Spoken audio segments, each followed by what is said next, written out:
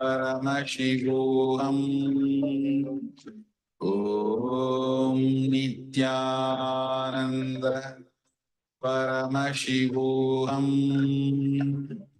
Om Nithyananda Paramashivoham.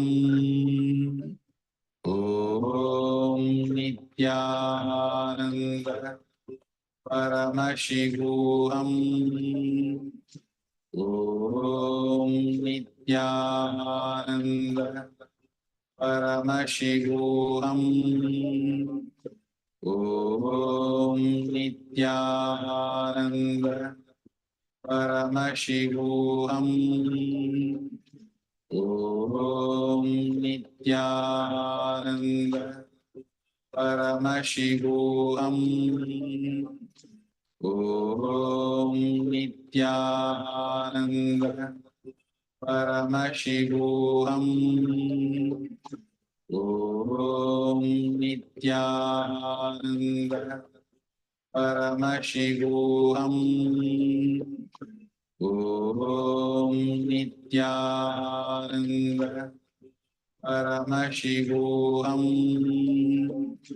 Om Nithyananda Paramashivoham. Om Nithyananda Paramashivoham. Om Nithyananda Paramashivoham. Om Nithyananda Paramashivoham. Om Nithyananda Paramashivoham. Om Nithyananda Paramashivoham. Om Nithyananda Paramashivoham. Om Nithyananda Paramashivoham. Om Nithyananda.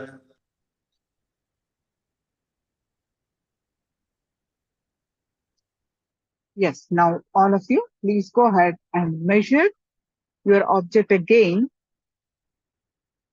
and share the result of the power manifestation of Mahima.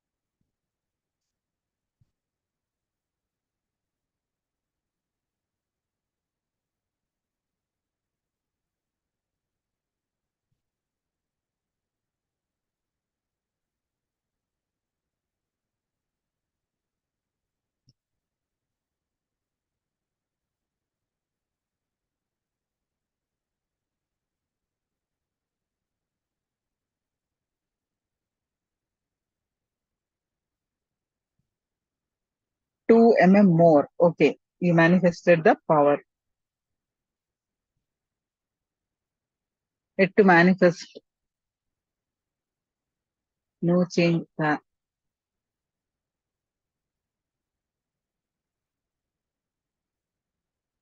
How about others?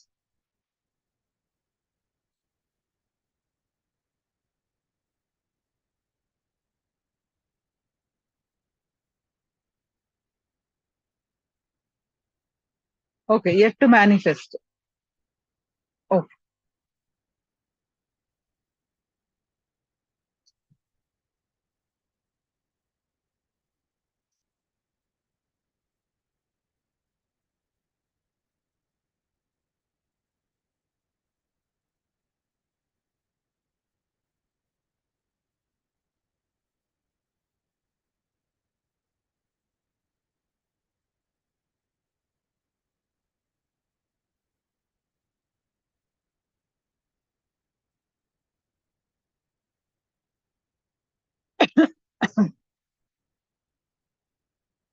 Now we have learned the first chapter. Now we are entering into the second chapter.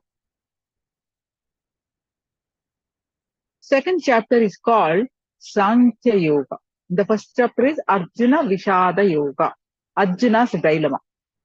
That is the first chapter. He represents all our confusions, all our problems. Arjuna represents that. And Arjuna seeking, expressing all his dilemma to Krishna. Now Krishna, in this chapter, in the first chapter, Arjuna continuously spoke about his dilemma, his confusion, all that. In the second, now Krishna starts speaking. What Krishna shares to Arjuna starts here. Krishna starts saying, Shunvantu Vishve Amurtasya Putraha. Shunvantu Vishve Amurtasya Putraha. Meaning, O sons of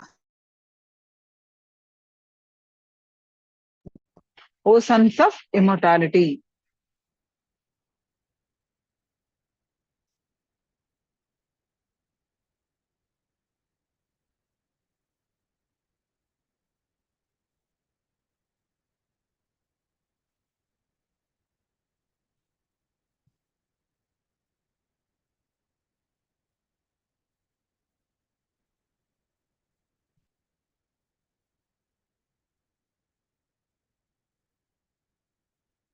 Krishna starts speaking, you are immortal.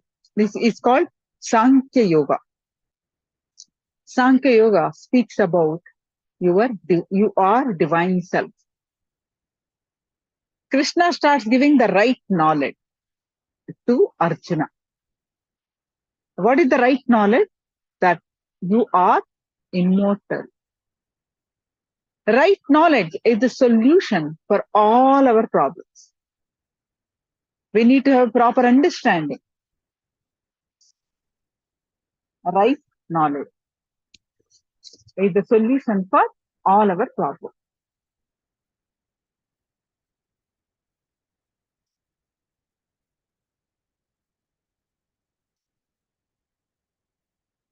Krishna starts saying that there is no death in reality. Do not fear death. You are imperishable. Death is but a passage. Krishna continues with Sankhya. What he says is the knowledge of Sankhya that you are recognized as a soul. The idea taught to you about you that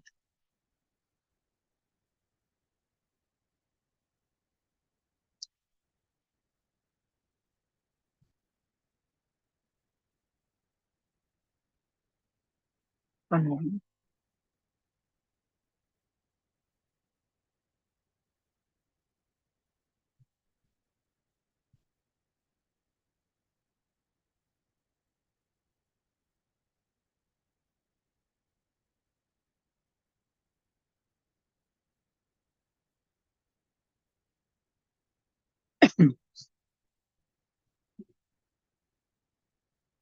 The idea taught to you about you is you cannot be cut by weapons, you cannot be burnt by fire, you cannot be made wet by water, and you cannot be blown away by air.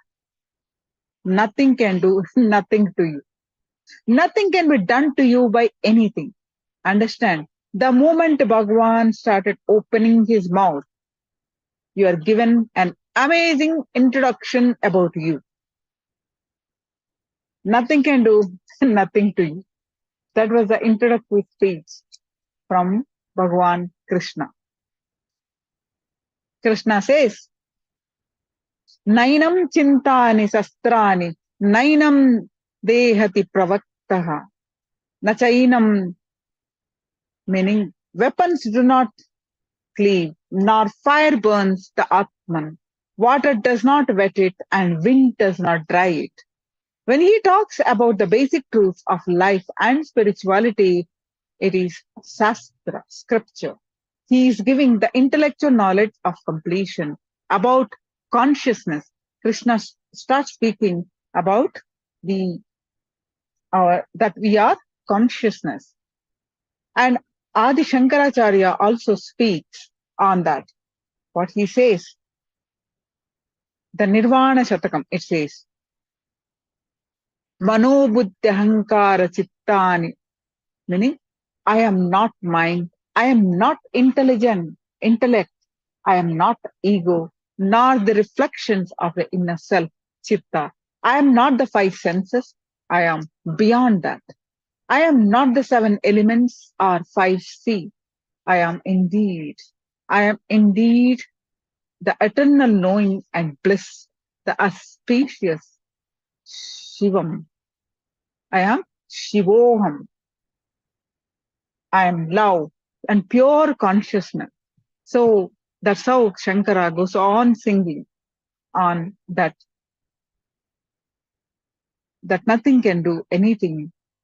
I am Shiva. I am Shivoham. Krishna says, you exist in the past, present, and in the future. The past, present, and future, all three are put together are eternal, Nitya, or Atman. Only when you come to the present moment do you experience that Atman, your true self. All the time we live in the past or present, or future. We never live in the present moment. When you live in the present moment, you experience the Atman, the self. But we constantly shuttle between the past or future. So that is the gist of the second chapter. So can someone type the gist of the second chapter?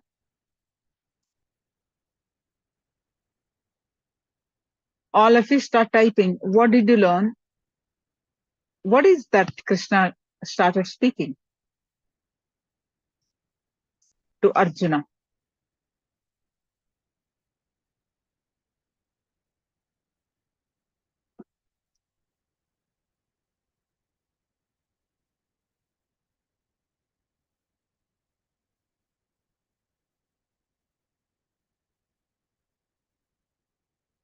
Can you quickly type?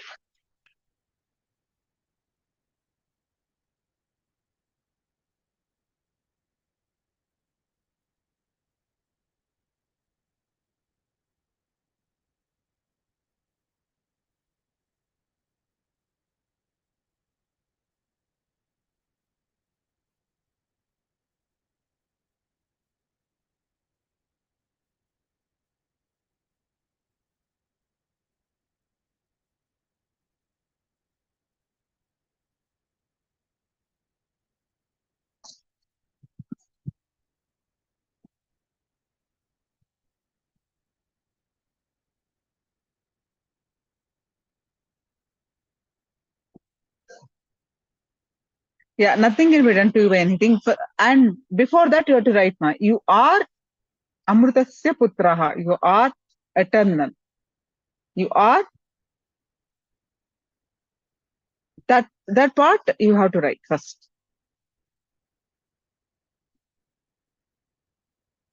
You are eternal. Yes. You are Atman. I am not my mind. I am not my body. I am not my ego. I am not my presence. I am beyond all that. I am Shiva. I am Shivoham.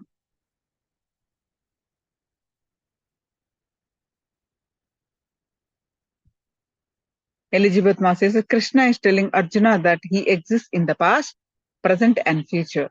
Nitya, the Atma, eternal self. When we come and live in the present moment, we experience the Atman, our self. Wonderful. Stephanie Latty, being the consciousness that cannot die, cannot be touched by weapons, water, fire, or nothing can touch you. Wonderful.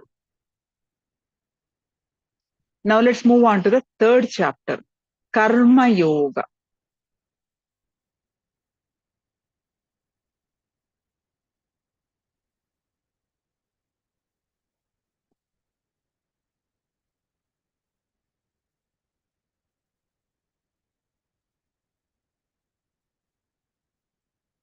Karma means work. Basically, the actions that you do are the work. Work has to be performed selflessly. Krishna says, work has to be performed selflessly. Otherwise, work binds you. Work binds one with the world. Krishna addresses Arjuna, O son of Kunti, perform your work for me and you will do it authentically and liberated and without attachment. Act without attachment. Perform the work without attachment. One should work always without attachment. Performing work without attachment, certainly man achieves the supreme. King Janaka and others attained perfection by selfless enriching. To guide others, you too must act selflessly. Selfless enriching liberates.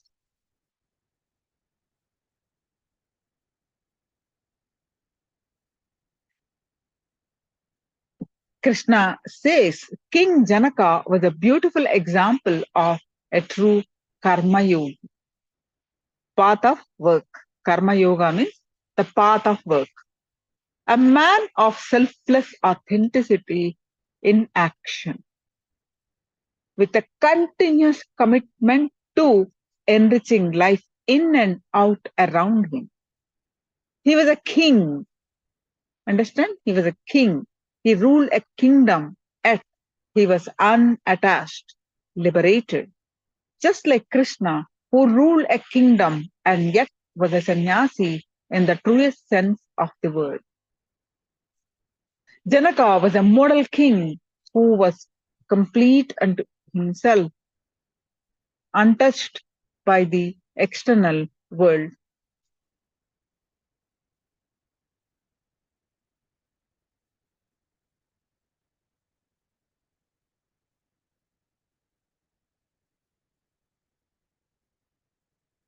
So, one story.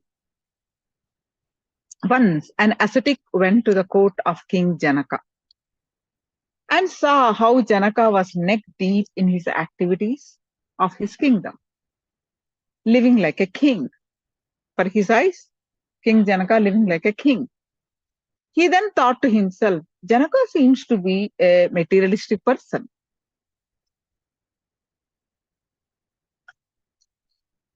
He is entrapped in so many worldly matters. Janaka understood how come he is named as, untouched. Janaka was named. Janaka is the father of Mother Sita,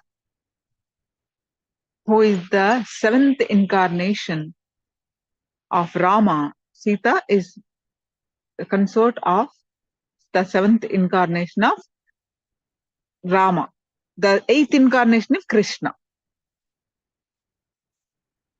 So Janaka seemed to be materialistic person. He is entrapped in so many worldly matters. Janaka understood what the ascetic was thinking. Janaka called him and asked him, "What kind of an ascetic you are? Instead of being happy and content within yourself, you're trying to find fault with others. This is a grave sin, especially for an ascetic, a person who is supposed to know about these things. For this, I have to give you the most severe punishment. You will be hanged to death next week." Now the ascetic was terrified. He could not sit in peace. He spent sleepless nights thinking of the gallows. He dreamt daily that his neck was being tied to a rope.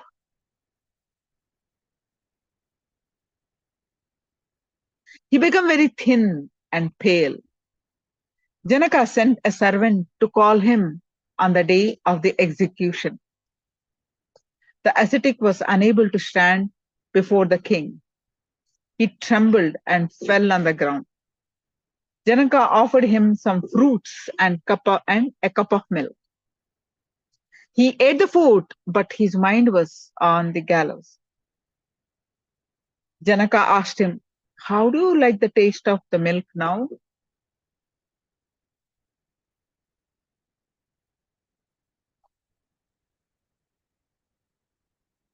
"How do you like the taste of the milk now? Is it good? Did you relish your food in the past 7 days?" The ascetic was unable to stand before the king. He trembled and ascetic replied, "O king, I could not taste the food or milk that you offered me just now. My mind is only on the gallows all the time." Janaka said, "Just like your mind is always on the gallows, my mind is always fixed on the divine. Even though I am involved in the worldly activities, though I am in this world, I am out of this world. Work for the world, unattached." Like Janaka, though neck deep in the administration of his kingdom, was completely unattached and liberated. The ascetic replied, "O king, I could not taste the food or milk that you offered at me.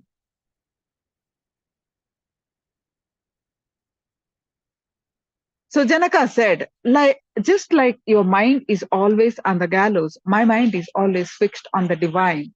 Even though I am involved in worldly activities, though I am in this world, I am out of the world. Work for the world, unattached like myself." Janaka, though neck deep in the administration of his kingdom, was completely unattached and liberated.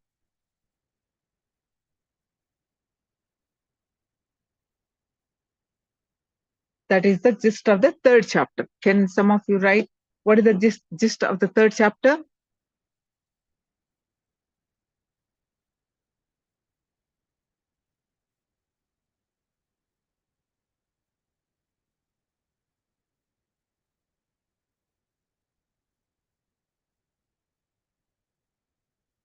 What is the gist of the third chapter?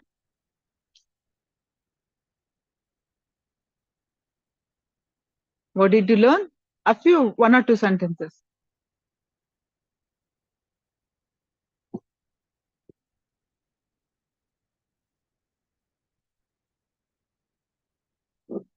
And write down this. Now let's move on to the power manifestation, quick round of power manifestation.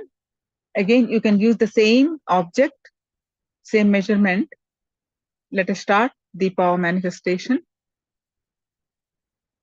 You keep typing. If you write, you remember. Otherwise, you'll forget. King Janaka was a king and yet a sannyasi, untouched by the external world, ruled without attachment. He is in essence was in the world, but not of it. Pascal, enrichment without interest, liberate like this king who is in their world like linked to the divine. Jayantima, Janaka is devoted to the divine.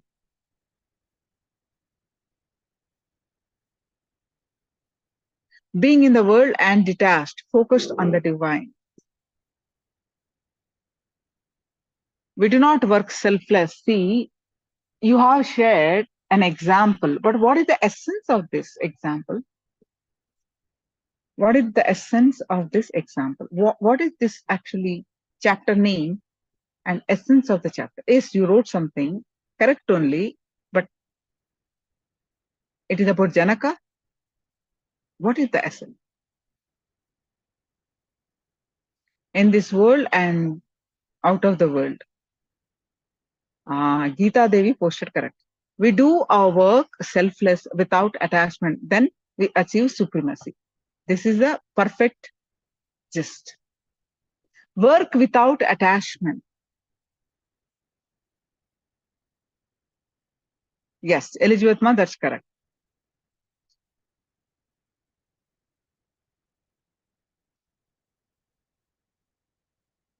Perfect. Stephanie, correct. Yes, now please sit with your object. Let us start the power manifestation of one more round of Mahima, increase or decreasing. So please sit straight with your head, neck, back, straight line and with your object.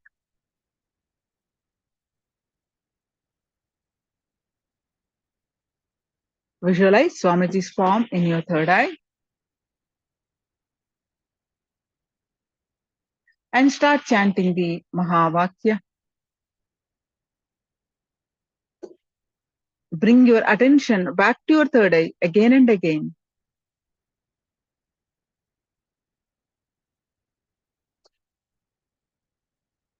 And experience this space of oneness. With that space of oneness, declare your object dimension to alter. Whatever you want to increase, you want to decrease, you alter, you decide, and you manifest the power of Mahima.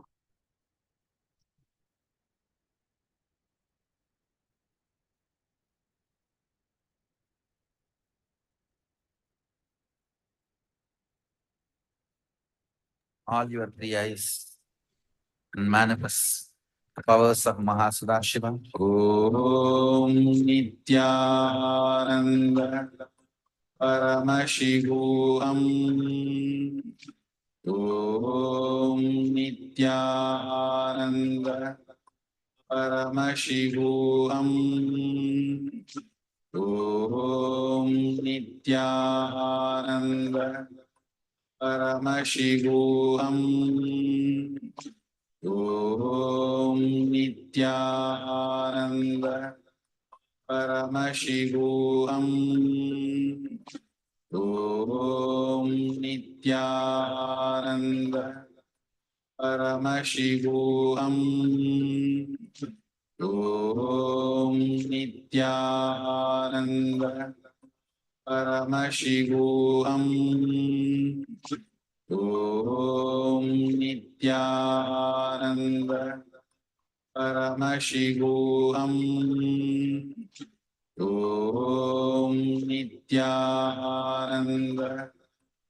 Paramashivoham.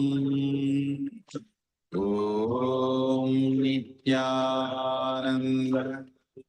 Paramashivoham. Om Nithyananda Paramashivoham. Om Nithyananda Paramashivoham. Om Nithyananda Paramashivoham. Om Nithyananda Paramashivoham. Om Nithyananda Paramashivoham.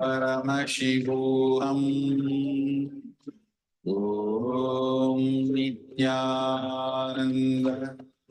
Paramashivoham. Om Nithyananda. Paramashivoham. Om Nithyananda. Paramashivoham. Om Nithyananda.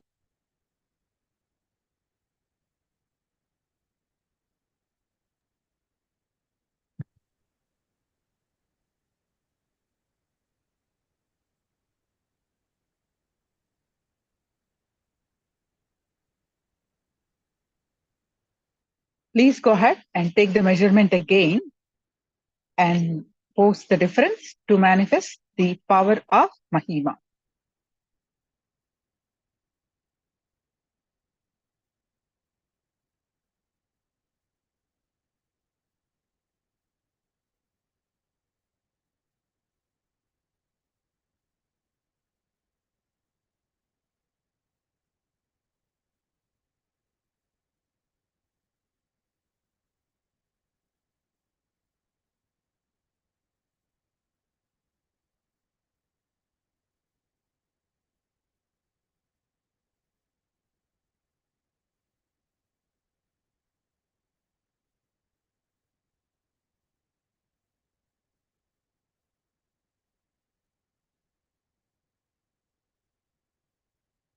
Quickly post your manifestation results. We'll move on to the next chapters of Bhagavad Gita.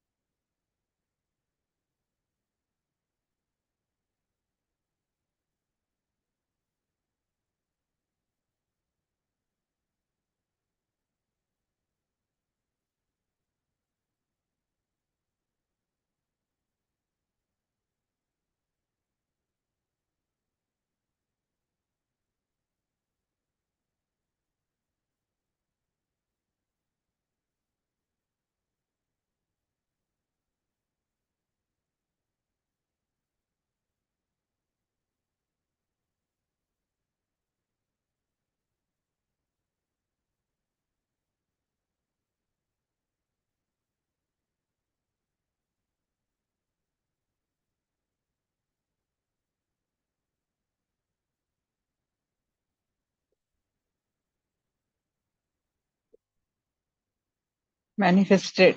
Sripuram, Hyderabad. No change. Yet to manifest, you can put ma. Jayanti, yet to manifest. Working. When we feel oneness with Swamiji, then only these all powers happen, Nama. Yes. How? What is the logic? What did you understand? How that happens? What did you understand?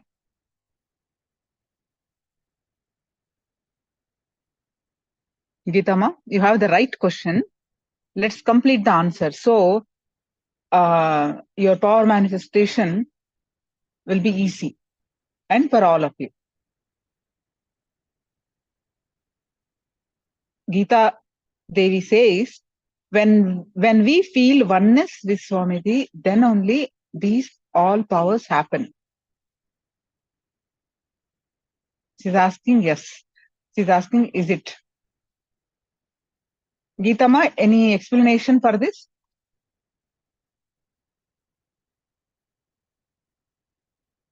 And no, that's okay, ma. Trying, but it's okay.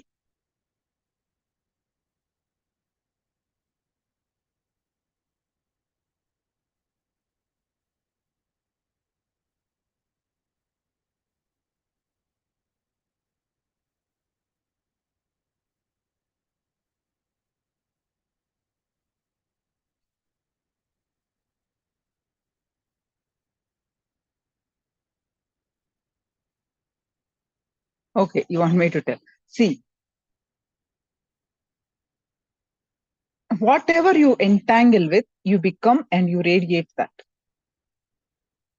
That's the basic theory. Constantly, what you think, what you meditate, you become that. You constantly think about negative thinking, you become that. For example, you constantly watch horror movies. Even small curtain in the night, even small curtain wind, with the wind, curtain moves also, you think some ghost is there. Something is going to happen, horror.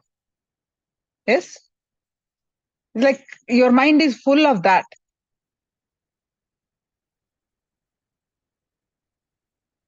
Your mind is full of fear, full of horror things, and it's like that. Your all that, your energy is tuned to that. On the contrary, if you constantly in oneness space, what is oneness space? You forget your limited understanding about you, and you are entangling with the highest conscious self that you know, that you are experiencing with. Who is that? Swamiji, right?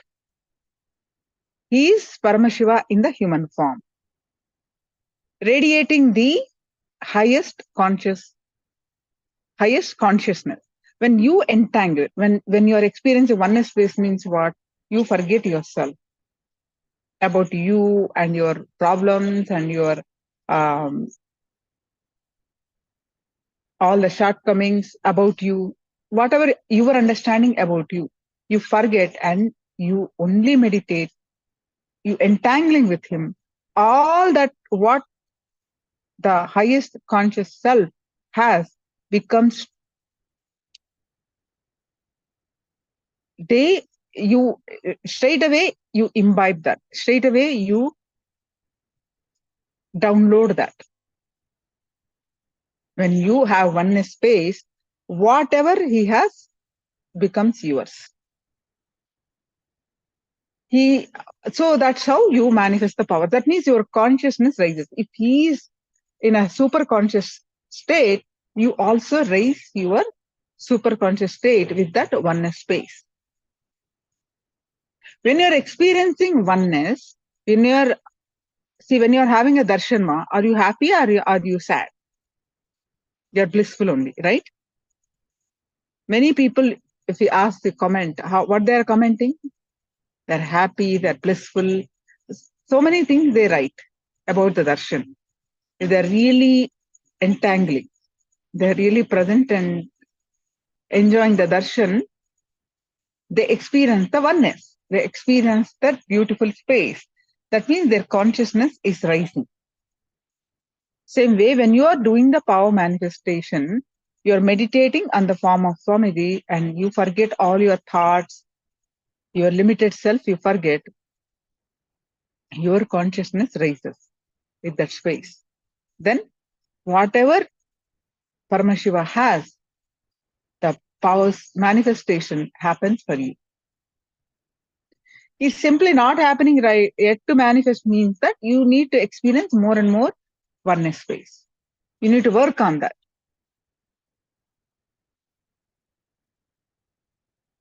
Instead of not working. No, you just need to increase your frequency and increase the awareness space.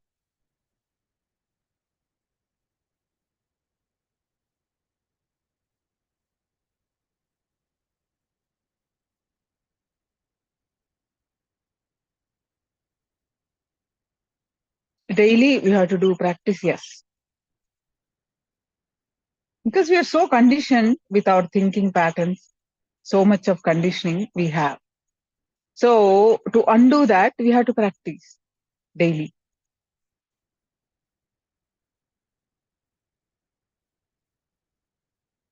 And with intensity. What is missing for the adults is intensity.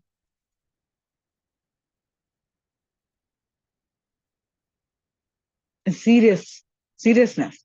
So simply, like kids, you see the difference between kids manifesting and adults manifesting, ma. Kids are so down to earth, so simple, but so sincere. So that's why they manifest quickly and easily and with less patterns.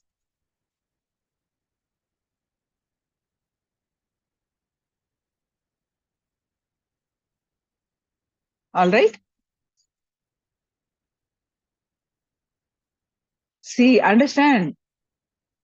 Every day you're, I'm trying, but not manifest. It's simply each time when you're experiencing the power manifestation, the decalcification happening. Your third eye is decalcified. It calcified. So you need to decalcify more and more because of our way of upbringing, because of way of, the conditioning, the water, the fluoride water, many things to um, our third eye is calcified. So each power manifestation you will be decalcifying.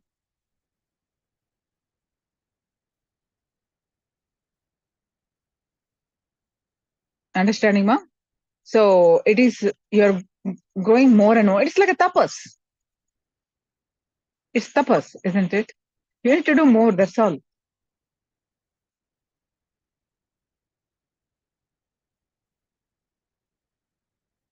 Don't bring in any cognitions, any other cognition. That's all. Because all are not valid. Manifestation, because you are Paramashiva, manifestation happens. That's all. We just need to tune into that frequency. You're not putting into the right frequency. Increase the intensity, increase the oneness space. That's it. Decision, willpower. You can command. The chakra name is what? Anya. What is Anya? Order.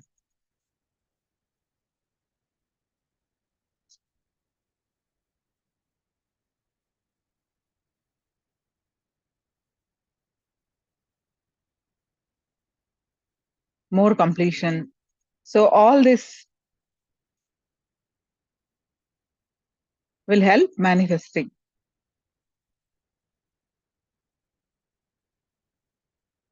Now let us move on to the next chapters of Bhagavad Gita.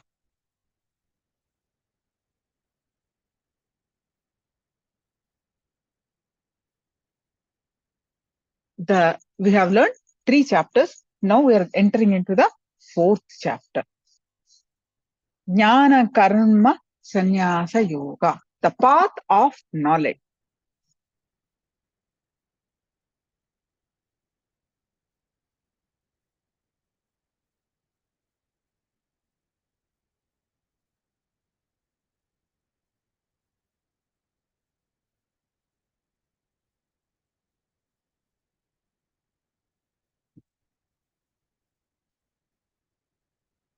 In this chapter, now Krishna further says to Arjuna that Ivam parampara praptam imam rajasayo viduhu. If the signs given to kingly saints, only a person who has seen the outer world thoroughly realizes its emptiness. Only he can enter into the inner world. If somebody who has not experienced depression of success enters into spirituality, he will stand in front of God and beg, God, give me this, give me that. And it's like you are ready to become like God, but you're asking about this world, give me house, give me that. I'm not saying it's wrong, but if you miss the purpose of what your purpose, you are wasting. If you want the divine relationship to happen, you need love. You have to leave the logic behind. Krishna says, I am telling you about this very ancient science of ultimate enlightenment. and being my devotee and my friend, you will understand the supreme mystery of this science. Krishna says, beyond logic, go beyond logic. Your mind's logic is from the mind. You have to cross your mind. You have to go beyond your mind.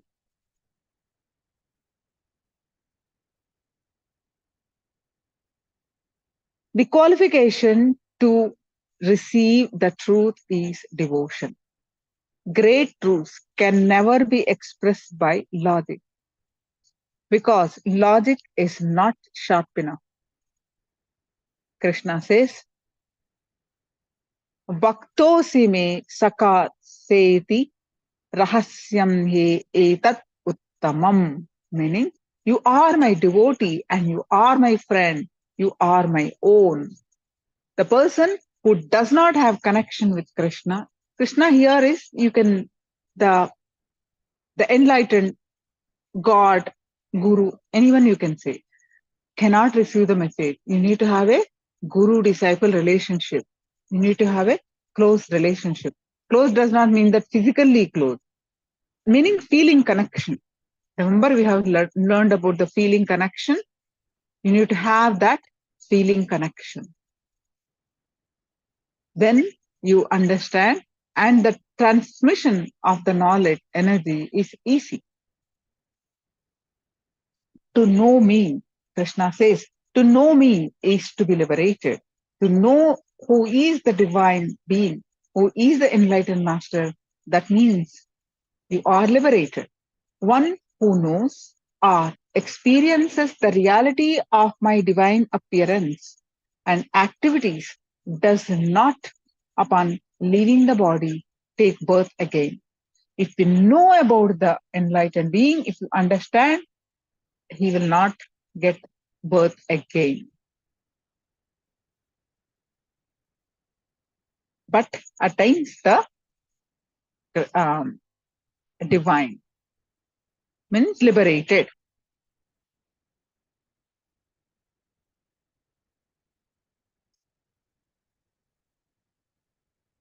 Krishna says, but to achieve that, your inner space, the ultimate truth is your inner space is connected to the universe.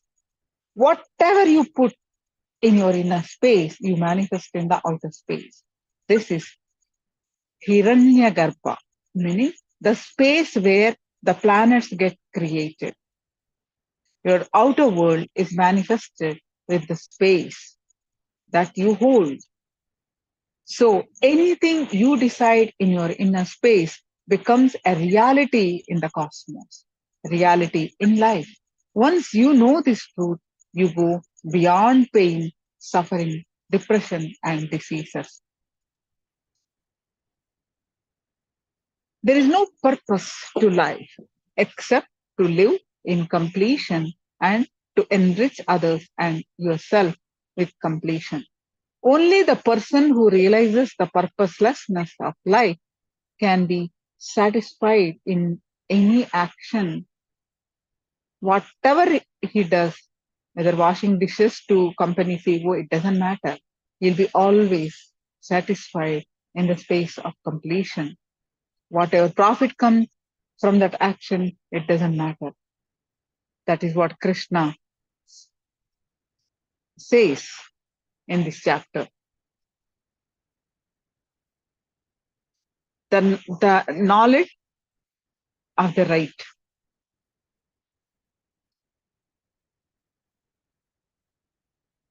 Your inner space, go beyond the logic and keep the right space, because that space only created. You create the outer world. The next chapter is Sannyasa Yoga. Live all your possibilities is Sannyasa Yoga, the path of renunciation. Sannyasa is you living in the space of completion and constantly enriching everyone to be in that space of completion. Irrespective of your feelings, let all your feelings, let all your mental thoughts, Let all your physical deeds be directed towards gratitude to the divine. Anything that you do is an offering to the divine. One who knows that the state reached through Sankhya Yoga, the second chapter, and the Karma Yoga, the third one, both are one and the same. Whatever path you follow, all are same. You achieve the same. Just you need a small shift in your inner space. That can do wonders for you. A small shift in your inner space can do wonders for you. Every moment will then be a celebration. Krishna says here, Sangam Tatra Karotiyaha. Action without attachment is renunciation. You do continuous action, but there is no attachment to anything. That is renunciation. Renunciation is not renouncing the work, renouncing the attachment to the work, results of the work. It is only this renunciation that leads to liberation. Like if you see the lotus flower, it grows in a dirty pond. It starts, it's completely inside the dirty water. The flower is so beautifully above the world, above that dirty water and the dirt around. It is hardly noticed. When you see the lotus flower, do you able to see the dirt and dirty water? Because you are lost in the beauty of that lotus. Similarly, when you are neck deep in the activities of the world, yet unaffected by what goes on, and where your core is undisturbed, you have reached the goal of renunciation.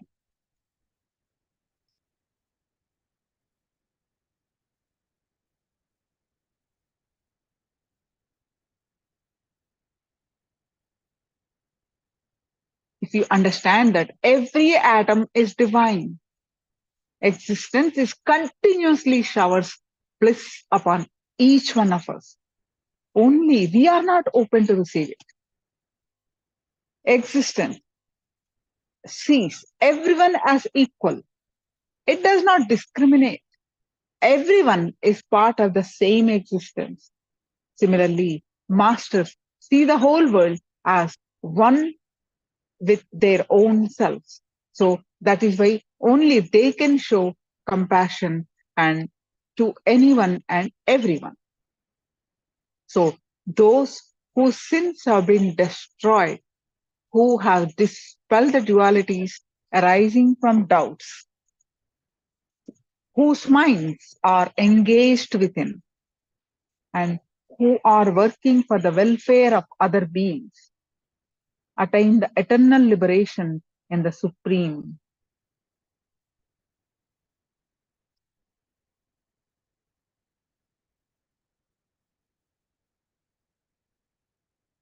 Now we are going to enter into a beautiful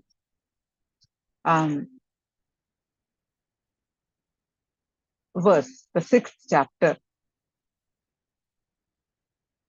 This one I wanted to share. Every season I tell this the thing, but how many of you attended Swamiji's Bhagavad Gita in the about 2012, in the year 2011, 2012? This Swamiji spoke every day one verse of Bhagavad Gita elaborately. About 2 hours he used to speak on every verse. Sometimes it goes much longer also. Elaborately he explained of each verse. And when he is explaining the one that I'm going to share, 6th chapter, one of the verse, 5th verse, I'm going to explain that now. But what he said is important. He said, this gives the essence of the whole Bhagavad Gita. He said, if he has given 10 Bhagavad Gita verses to pick up out of the 700 verses, he will pick up this verse for sure. If he has given a choice to choose 5 verses. This verse will be amongst the 5. If has given a choice to 2 verses to pick up, this will be definitely be there. If has given only 1 verse to pick up, Swamiji said he will pick up this verse.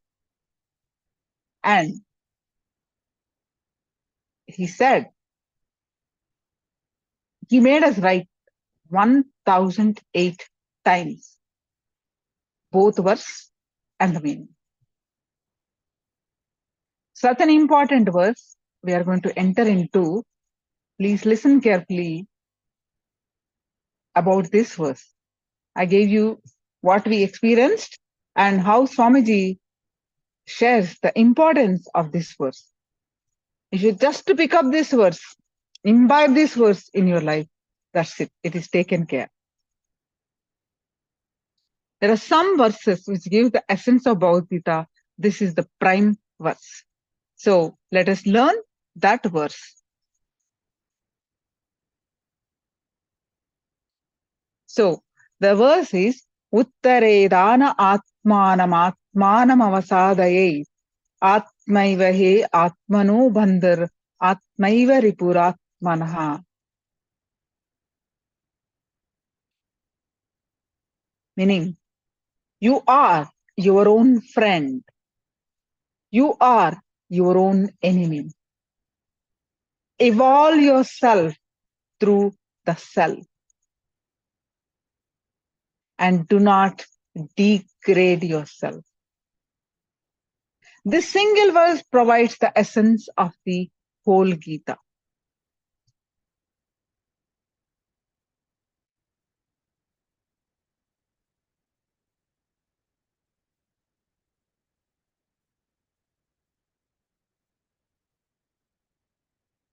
I'm going to post.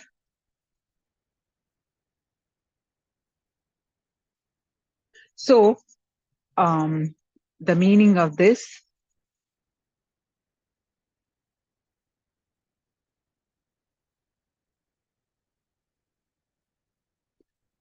And we are going to work on this elaborately because it's one of the important verse.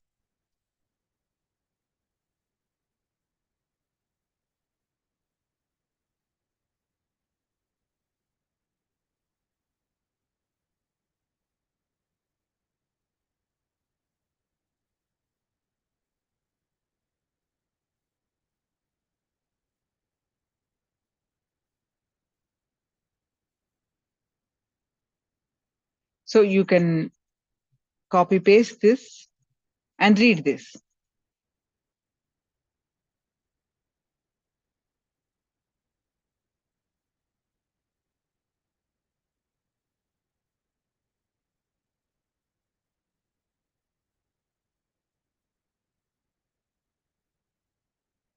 So the meaning of this verse is, we are going to listen from Swamiji also about the significance, explanation from Swamiji also. Before that, let's understand a little bit more. So one must raise himself with the help of his own being and not degrade himself. The being is the friend of the conditioned soul and his enemy as well. Why? Everyone understand you are your own friend. How come we become enemy to ourselves? If you do not help yourself to raise yourself, you become your own enemy.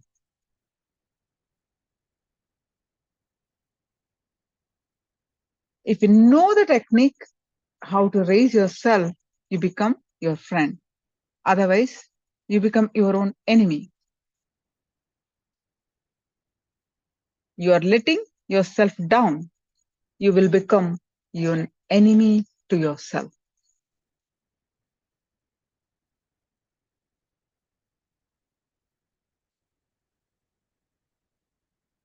So let us listen from Swamiji how, and we are going to do the exercise meditation for this verse. So let us listen, Swamiji, raise yourself for the special what this verse itself will listen and listen carefully and make a notes.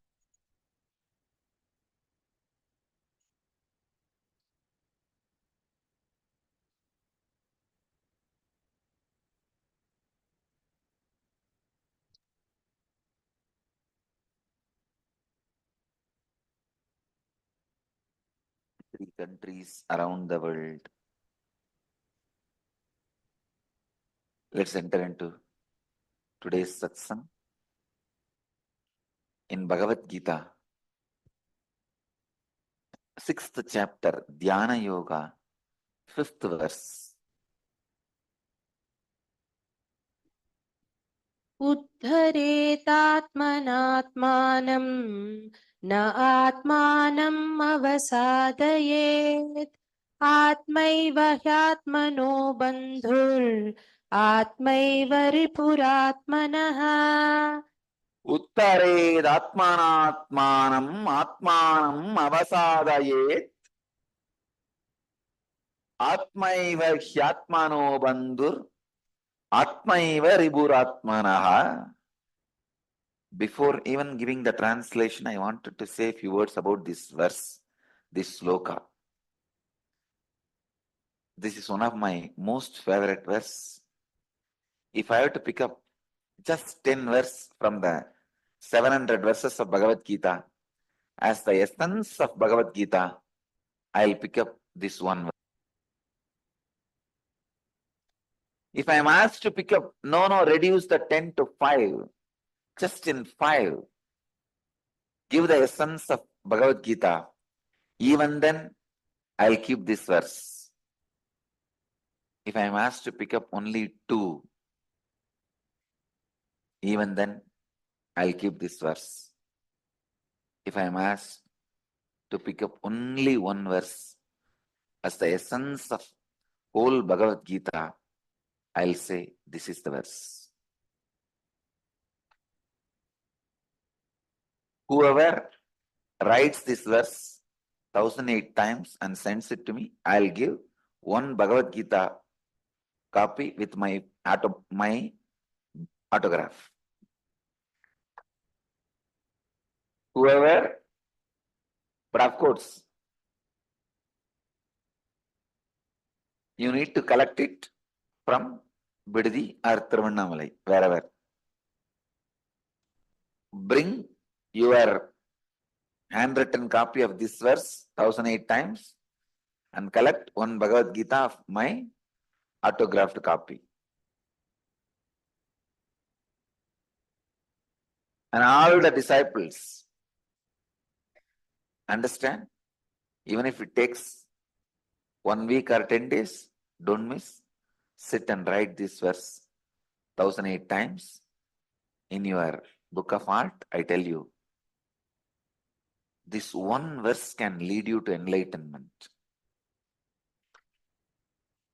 It can save you from all the sufferings, from all the troubles.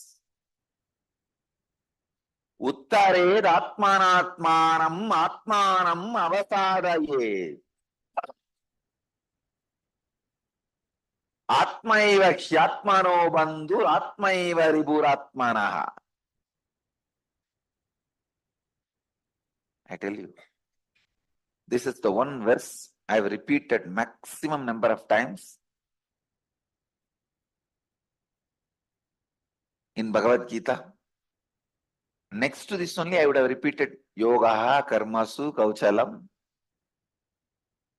But this is one of the best line. Uttared atmanatmanam natmanam avasadayet atmaiva hyatmano bandhur atmaiva riburatmanaha.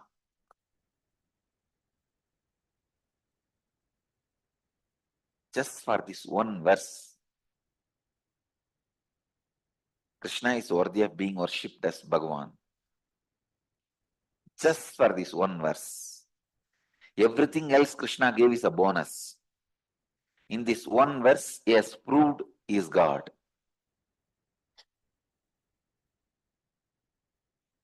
No, never in this precise way such a powerful tool to enlightenment can be given. Listen. Listen to the translation. Raise yourself by yourself.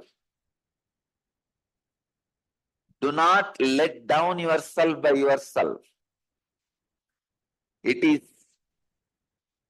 the self that gives respect to the self, and it is the self that deceives the self.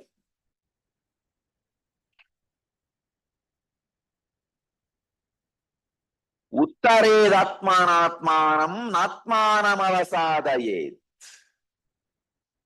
Atmaiva hyatmano bandhur atmaiva riburatmanaha. Understand?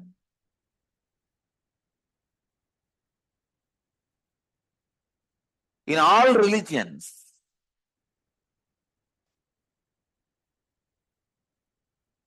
when a master leaves the body, all disciples stand around and ask, please tell us the last secret you are having.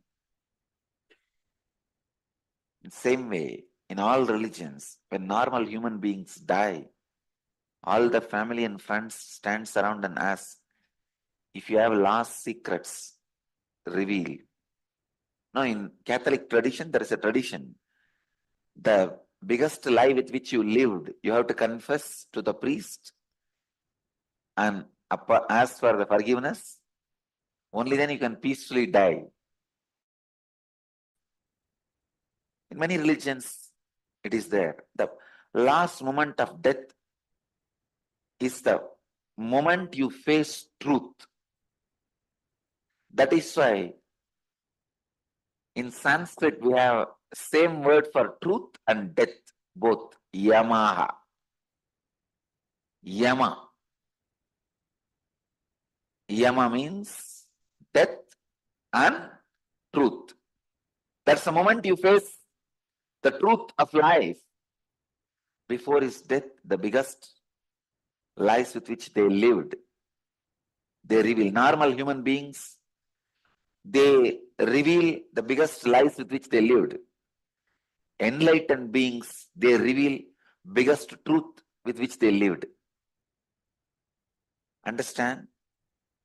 Enlightened beings sometimes do not reveal the truth when they are alive, because you may not be able to digest. The greatest truth sometimes may not be palatable for you. I tell you, even in Akashic reading, Kalabhairava is filtering. Because the instrument which he is using, this body, needs to be protected. Otherwise, he will tell everything you have done, what will you do?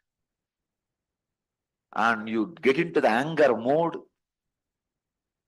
and very difficult to handle the anger of these human beings. And when they get into especially suicidal mood,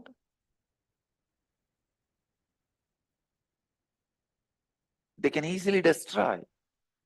Understand? When one being gets into the mode of life, he can bring millions to life, an incarnation. When one fellow gets into the suicidal mode, he can kill thousands along with his death. I am very happy about one thing. The Western countries have realized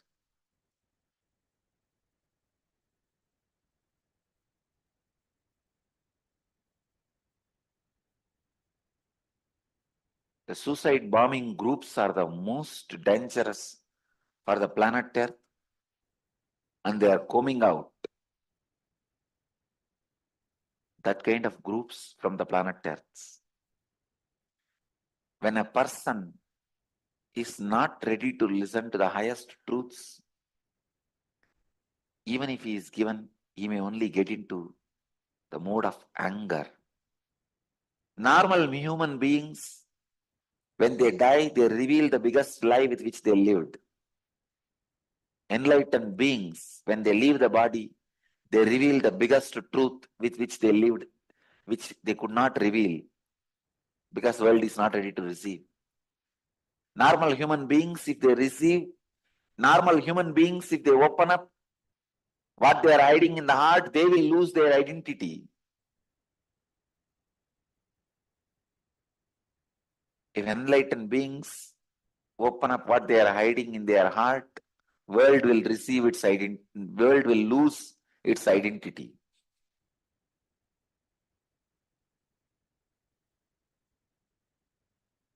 Understand? A normal human being, whatever he is hiding in the heart, if he reveals, he will lose his identity. Enlightened being, what he is hiding in his heart, if he reveals, world will lose its identity. World is not ready to lose its identity. It will jump on him with anger. That is why all great masters, only when they leave the body, they tell the truth and leave the body. Leave the world. Now you do what you want. This is the truth. One of the greatest enlightened master happened on planet Earth, Buddha. When he was about to leave the body, the last, most powerful secret with which he was living, world was not ready to receive. He revealed. That secret is this verse. In Pali, he says, Appadipo Bhava. Atma Deepo Bhava. Light unto yourself. Be a light unto yourself. Uttared Atmanatmanam Natmanam Avasadayet Atmaiva Hyatmano Bandur Atmaiva Ripuratmanaha. Every letter should be engraved in gold. Every letter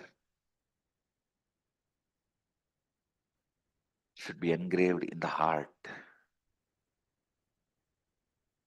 Uttared Atmanatmanam Natmanam Avasadayet Atmaiva Hyatmano Bandur Atmaiva Ripuratmanaha. When I leave the body, if you ask me, the most powerful, important secret with which I lived, I tell you, I will not be able to use a better word than be a light unto yourself. I will not be able to use a better word. This is the secret with which even I am living. This is the secret with which all masters are living. Raise yourself by yourself. Do not defeat yourself by yourself. I can see so many thousands of my so-called ex-disciples. Just they are not able to raise themselves by themselves. Not able to does not mean they don't have ability or capability, just they do not want. They think this is enough. They even come to the conclusion, normal, what is wrong with normal life? That is okay. God. The last life solution I used on me before falling into the abyss of bliss and enlightenment is this word. I was into the worst depression, even tried suicide, but did not torture anybody else or kill anybody else. Just felt hopeless. Felt all doors are shut. When my even suicide attempt failed, and even in that, I was a failure. Then it became almost like a heart is being squeezed. Literally, I could feel that squeezing. Last respect on everything. Spirituality, enlightenment, masters, Ramakrishna, Ramana Maharshi. They were like my part of my life, blood, my very self. Lost everything. And it is like a complete darkness. Somehow, this one verse was strongly inside me. It just raised itself. Like after being beaten, if a man tries to stand up and walk, how it will feel exactly like that. This one verse, even after being beaten by my distrust, doubt, everything, it just stood as one ray of hope in my life. Last ray of hope. It is you who need to raise yourself. If anybody else raises you, they can always put you down. It is you who need to take that last jump into the enlightenment. This was the last meal handed over to me by my master before I decided to start cooking on myself.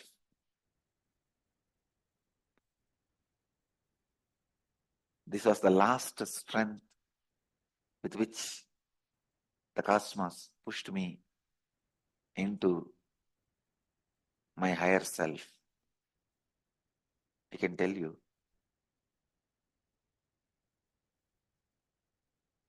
the moment I realized, yes, I have to raise myself.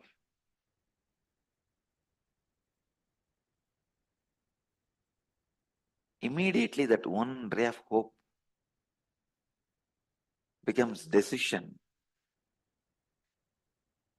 to become enlightened. When the decision opened up, there was no pattern stopping that decision in my inner space. When the decision expanded, and no pattern is there stopping the decision.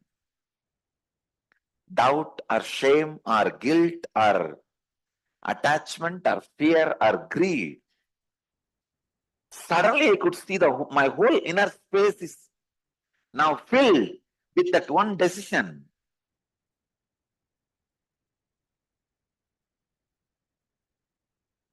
When the decision exploded, I saw I am sitting as a Buddha.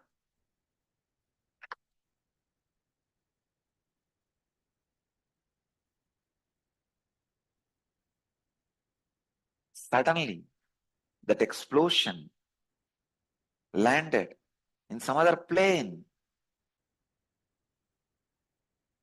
I thought, oh God, that's it. That's all. I tell you, whenever you have a low mood, whenever you deviate, it is you who need to raise yourself by yourself. Uttared atmanatmanam natmanam avasadayet. All of you can do when you wake up early morning, when you raise from the bed, tell yourself, Uttared atmanatmanam natmanam avasadayet. I have to raise myself by myself.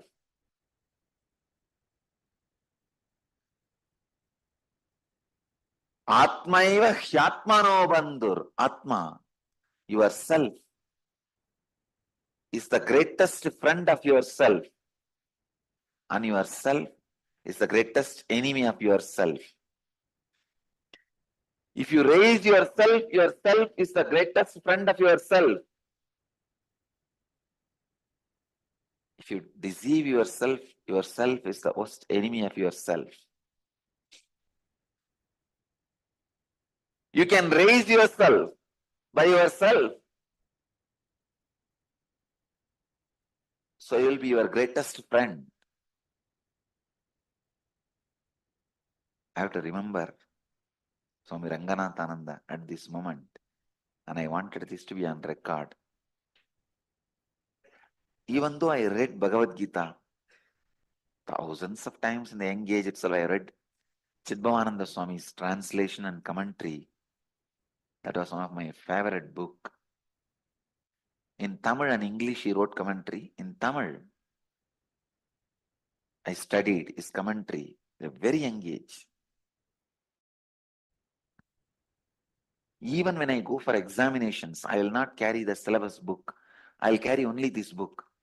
Tomorrow morning examination, tonight I will be sitting on the bed and reading this book. And all my classmates will ask, hey, what happened? You are not preparing for examination? I said, no, I don't. I am preparing for the examination of life.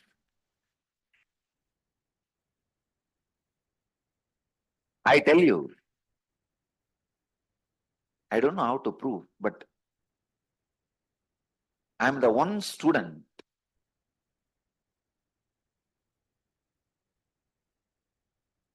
I'll provide, will provide.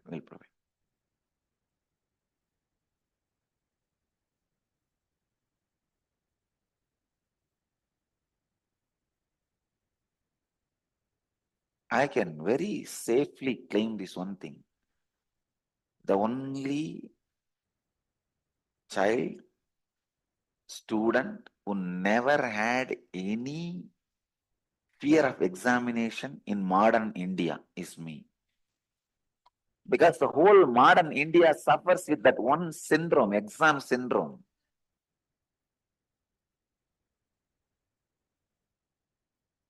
Let God land on India and take away this examination. So much of suffering and fear will be reduced. I tell you. My own ashramites. If he never went to school uneducated, my one word immediately lives. But if he has gone to schools, educated, had examination, suffered the examination fear, unless I raise the level of fear by my words more than the examination fear, it does not move. He has become buffalo. So any instruction I give, I have to put it in such a way that it creates more fear in him than the examination fear. Only then he is even ready to listen. Otherwise, he does not even hear. Because for certain level of fear, they become immune.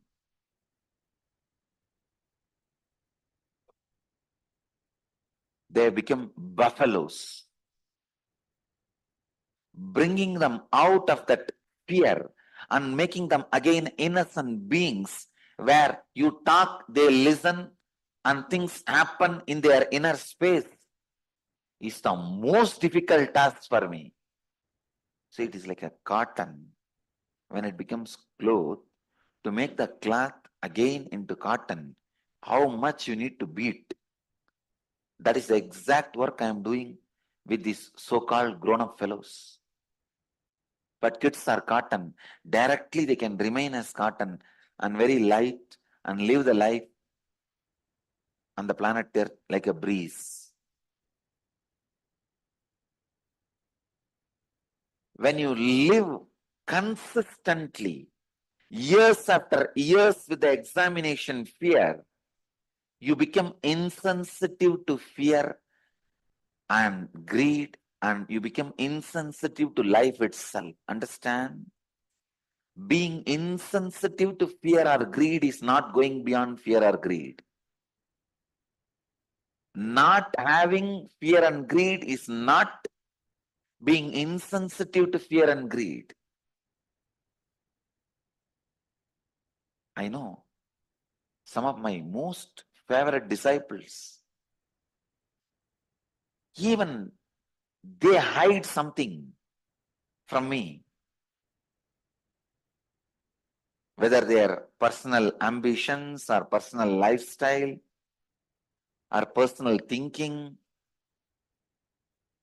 When I look at them, what makes them hide something from me? I tell you, the moment you deeply love somebody, you feel like you should open up completely to the other person. Even if you are hiding something, or you have not got the chance to open up to him or her, you have a guilt.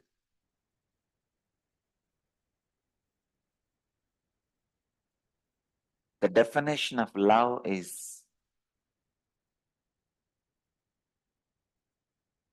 ability to trust and open yourself completely to the other person. I have seen when the disciples flower in Guru Bhakti, they completely open their whole life, not just past or present. They are open to the future as Master guides them. But sometimes, even those few people start hiding. Of course, what can be hidden from me? It is like a child trying to hide the candy behind the head. No, no, no, no, no, I will not show you. I am standing, I can see the hole behind which you are hiding. But when I usually not try to find what they are hiding. I only try to find why they are hiding. Because what they are hiding is immaterial for me. I am not interested in peeping Tom. I am not interested in what they are hiding. But I wanted to know sometime why they are hiding. When I see, I am able to see very clearly the pattern of fear makes hiding things as part of your life. And unfortunately, all the kids, especially Indian kids, India is suffering with this education and examination syndrome. This whole country, instead of putting their energy and efforts in creating jobs, they are putting it creating educated fools. All right. We have millions of crores of graduates. Where is jobs? How are they being utilized for the country's progress, growth? No plan. But so much of importance is given on education. Parents sell their retirement properties, what they saved for retirement, and give education to the kids. Education in India has become most expensive because the whole country is running towards education. So much of undue importance is given to education. Please understand, I am very straight.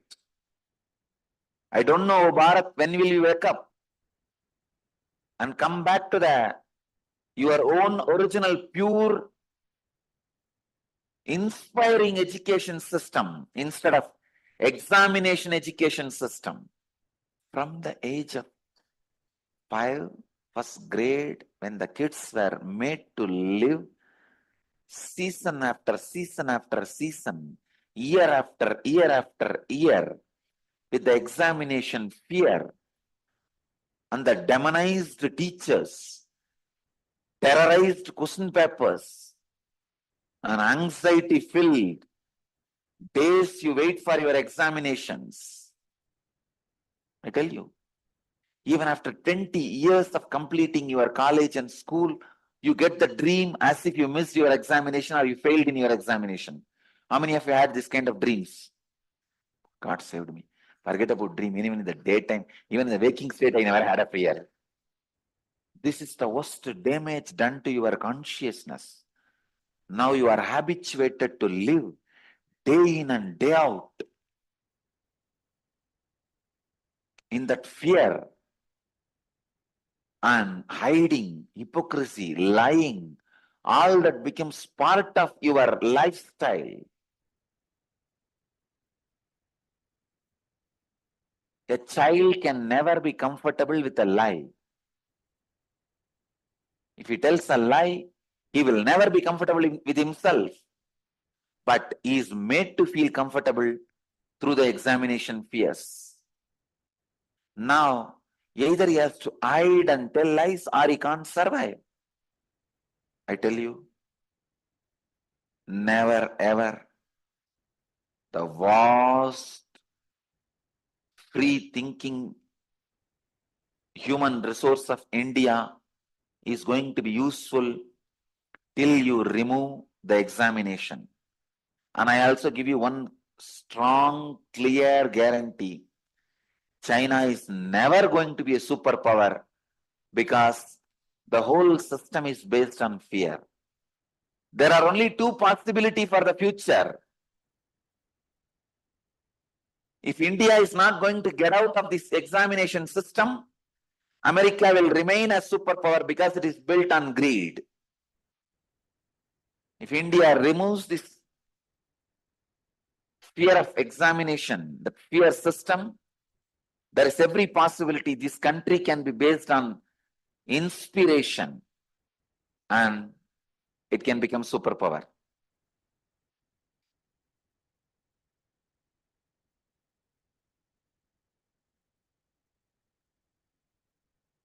There are only three ways of living: based on fear, based on greed, based on inspiration. America is successful in living based on greed. And they suffered all the side effects of greed also. China is really successful in living based on fear. And they are successful in this living based on fear, but they are suffering the side effects also. India has a possibility to live on inspiration, but still it is only a possibility.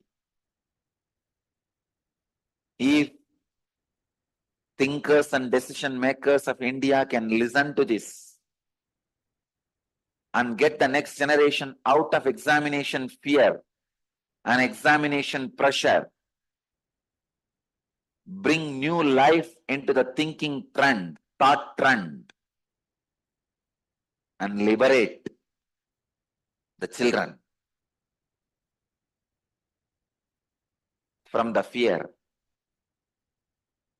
See, when you don't liberate them, they become buffaloes. They are now habituated. See, the hypocrisy enters into a child the moment his examination, first his known examination result comes out. If he is not even aware, he is saved. The moment he becomes aware of his examinations and the result comes out, by the first grade or second grade, this starts happening.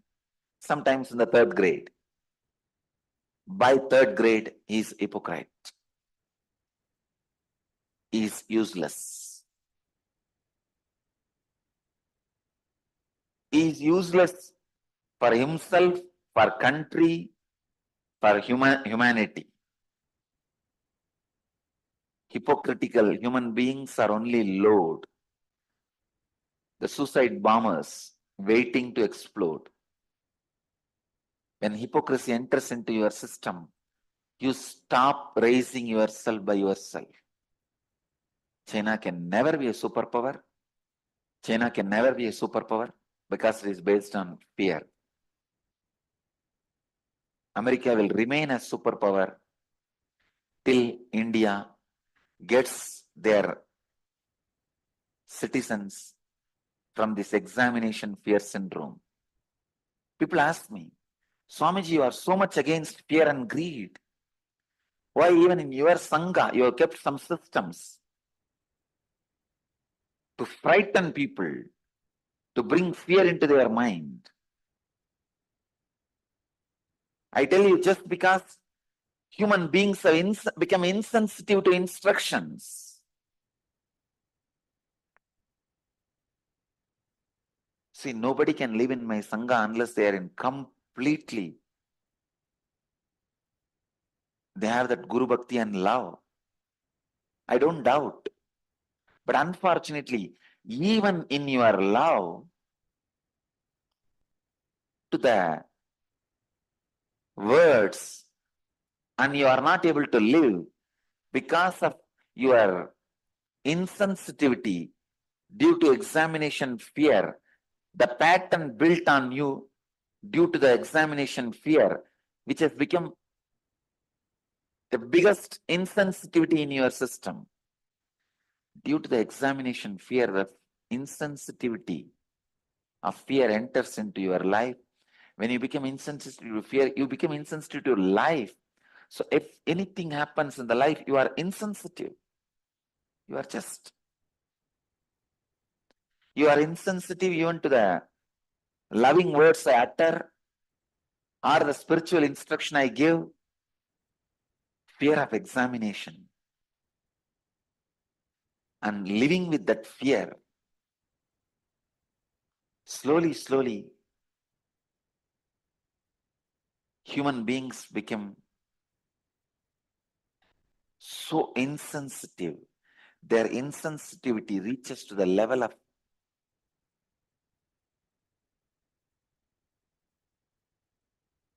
sometimes even being a criminal, even to do crimes. They don't have any problem even to commit crimes.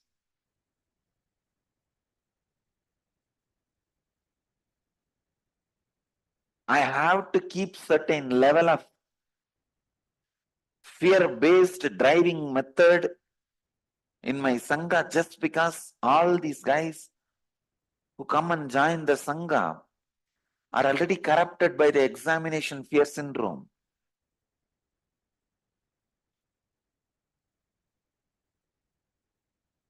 Otherwise, they become insensitive to their responsibilities. They stop remembering the responsibilities they have taken up, the lifestyle they have taken up. They constantly see somebody else's weak point and justify their weak points. The other person's weak point does not justify your weak point. Even what you think as weak point in me also does not justify your weak point. You don't have any weak point that is different. Even if you think there are some weak points, that does not justify that you can also have weak points. Getting inspired from what you think as the strong points of my life is Guru Bhakti. Getting liberated from what you think as weak points of me is Atma Bhakti. If you are inspired by the strong, what you think as strong points in my life, that is Guru Bhakti. If you are liberated from what you think as weak points in my life, means not being pulled down or justify your weak points in the name of your idea of my weak points, then only then you have Atma Bhakti, as Bhagavan says, raise yourself by yourself. Because at one point, even your ideas about me having some weak point can come as a justification for you to remain weak. Those are the moments Guru says, be liberated from me. Be a light unto yourself.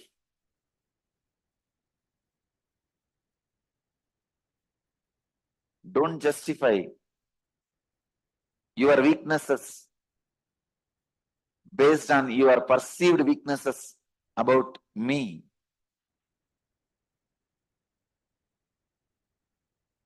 That is the moment Guru says, be a light unto yourself.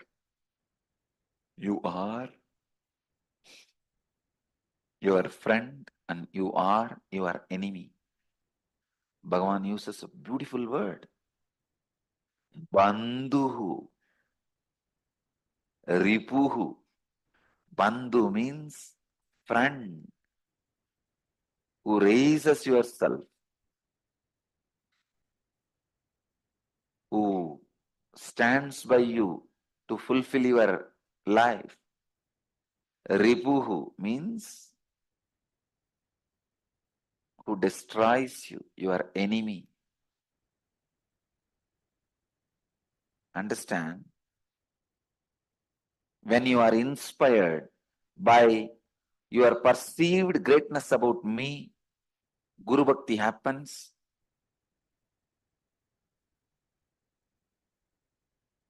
When you justify your weakness with your perceived weaknesses about me, it is Guru Droha. But both the time, it is only your perception with which you are playing. I am untouched. I am untouched neither by your Pada Puja nor by your abusal.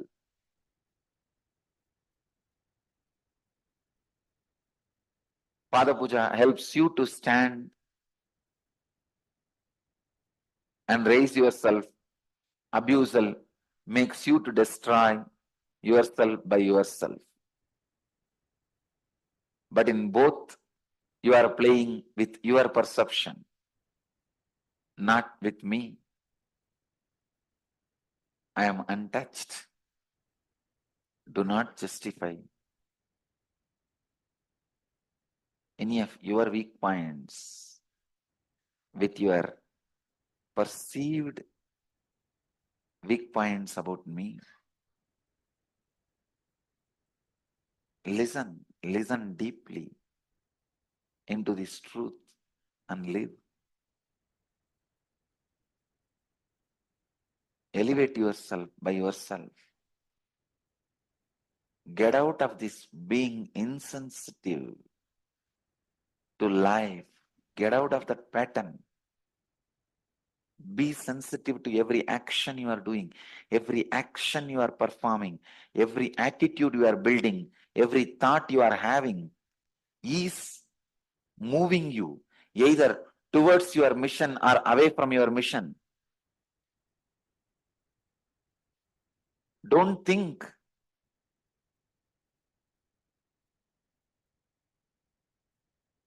Everything is, if you don't progress, you are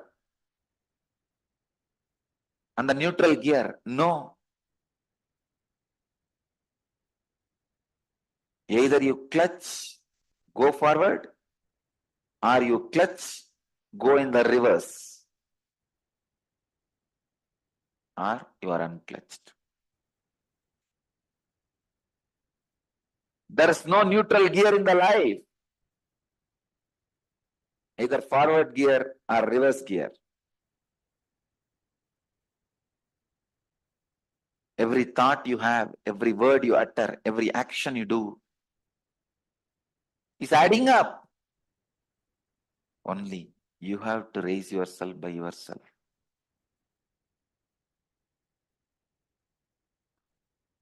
Don't depend on your friends, the so-called seniors, whom you think have more understanding than yourself. They may be having understanding in some subject and some dimension, not in all. In some other dimension, they may not be having complete understanding. So when you look up to them in everything, you are doomed.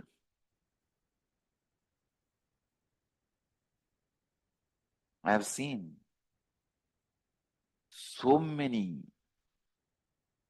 people who came to the ashram, juniors, misguided by the so-called seniors, and missed.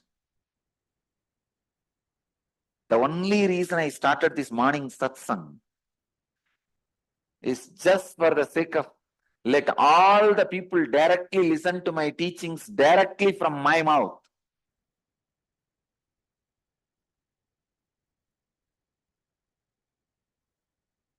Let it not be a different versions. Uttared atmanatmanam atmanam avasadayet atmaiva hyatmano bandhur atmaiva ripuratmanaha. Every time I repeat this verse, it's like I'm tank refilled now. I can go on and on. Layers and layers and layers of meaning is filled in this one verse. Don't expect anybody else, somebody else to come and raise you and put you back into the enlightened lifestyle. It is you, only you can raise yourself by yourself. Only you have to raise yourself by yourself. Don't let yourself down by yourself. You have to put yourself in the enlightened lifestyle, and you have to live. Don't let yourself down by yourself. Atma, yourself is your friend. Yourself is your enemy. It is you who need to decide whether to raise yourself or let yourself down. Too much of greed about the future. The hi-fi consumeristic lifestyle has made the next generation of India insensitive to greed. In those days, I know. A family, if they get a two-wheeler, they will be contented and have one car. They will be in the heavens, in the sky, seventh heaven, cloud 9. Now, each person, if they have one car, based on the brand, they even try to come to contentment. The consumeristic hi-fi lifestyle made human beings insensitive to greed, insensitive to being content, and the cutthroat, fear-based, competitive lifestyle made human beings insensitive to fear, means insensitive to peace. Trupti and Shanti both have left your life. You become completely insensitive to Trupti and Shanti because of consumeristic and competitive lifestyle. Competitive lifestyle made you insensitive to Shanti. Consumeristic lifestyle made you insensitive to Trupti. When the Trupti and Shanti stopped happening in your life, you become insensitive to life itself. You become insensitive to the Guru. I can see how sensitive my Gurukul kids are to my words. Now I know, even if the Gurukul teachers forget, the kids won't forget to repeat this verse from today every day. I challenge tomorrow morning, all my Gurukul kids would have by-hearted this verse. 100% of them would have by-hearted this verse. Maybe they would have even finished writing 1008 times. Being sensitive to the higher truths or the life or the master has disappeared into the next generation because of consumeristic and competitive lifestyle. Even in the consumeristic competitive lifestyle, if you retain your sensitivity to life by raising yourself by yourself, you are new gen. Understand? If you are letting yourself down by yourself, you are next gen. If you are raising yourself by yourself, you are new gen. I bless you all who are sitting with us around the world at this moment. 1,110 places through Nithyananda TV and 51 places two-way video conferencing having Nayana Diksha in 286 cities in 31 countries around the world. Let you all achieve, experience, live, express, radiate, share, and explode in eternal bliss. Nithyananda. Thank you.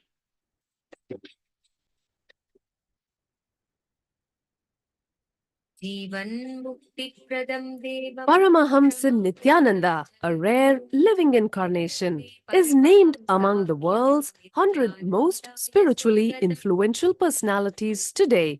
Paramahamsa Nithyananda has been placed along. He is the founder and spiritual head. He is the 293rd pontiff of the world's most ancient Hindu organization, Madurai Adinam.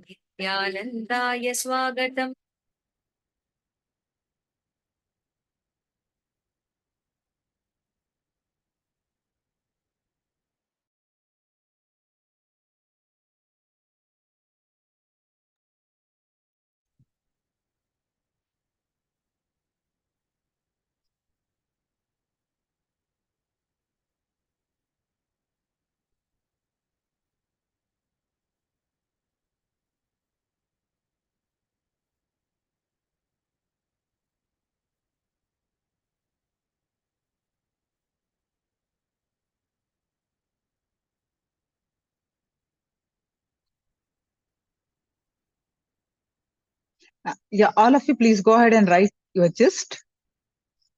What did you understand from this?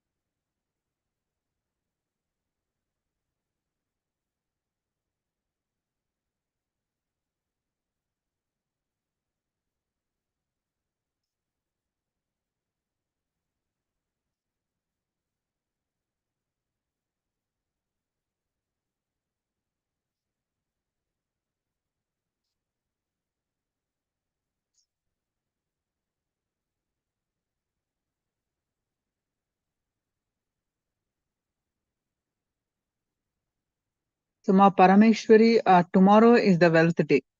Some of you asked this question about when is the wealth day. Tomorrow.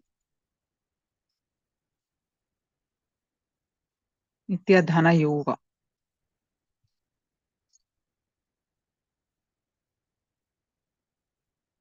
Self-motivated, raise yourself.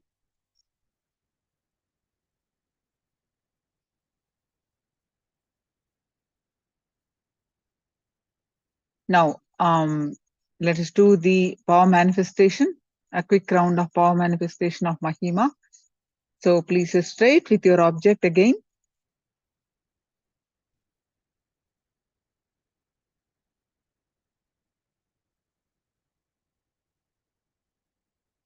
Pasma, we can be our friend or our enemy.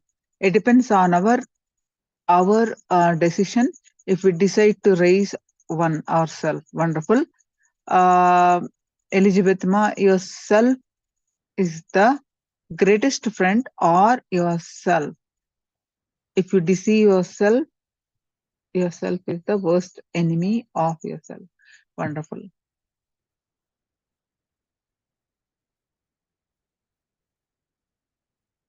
Tomorrow is the wealth day. Somebody asked. All right. So now please sit straight with your object. Measure your objects. You can actually take the same thing or you can choose the other one. Now let us start manifesting the power of Mahima. Gita Devi, you have to raise yourself by yourself. You don't let it down by yourself. Then no need to search God outside. It is inside, only in you. Don't expect, depend on anybody to raise you. Then will put it down. If you raise yourself, you never put it down. Yes.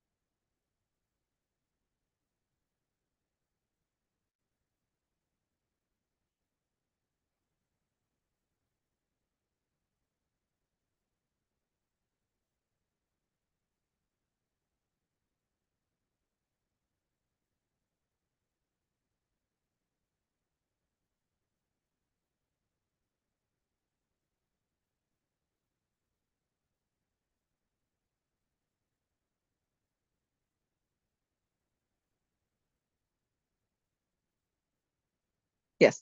Now please sit straight with your head neck back straight line and with your object. Bring in restful awareness to your third eye.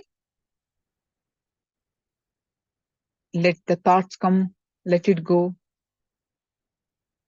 You bring in your restful awareness on your third eye. Forget your rest of the body. Forget everything. Fill your inner space with Swamiji's form and start chanting the Mahavakya.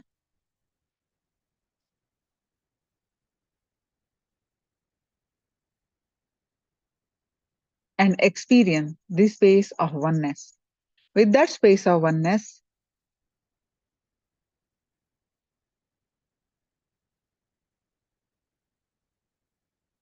declare the object's dimension or weight to alter. You declare whether you want to increase, decrease, you declare and you manifest the power of Mahima.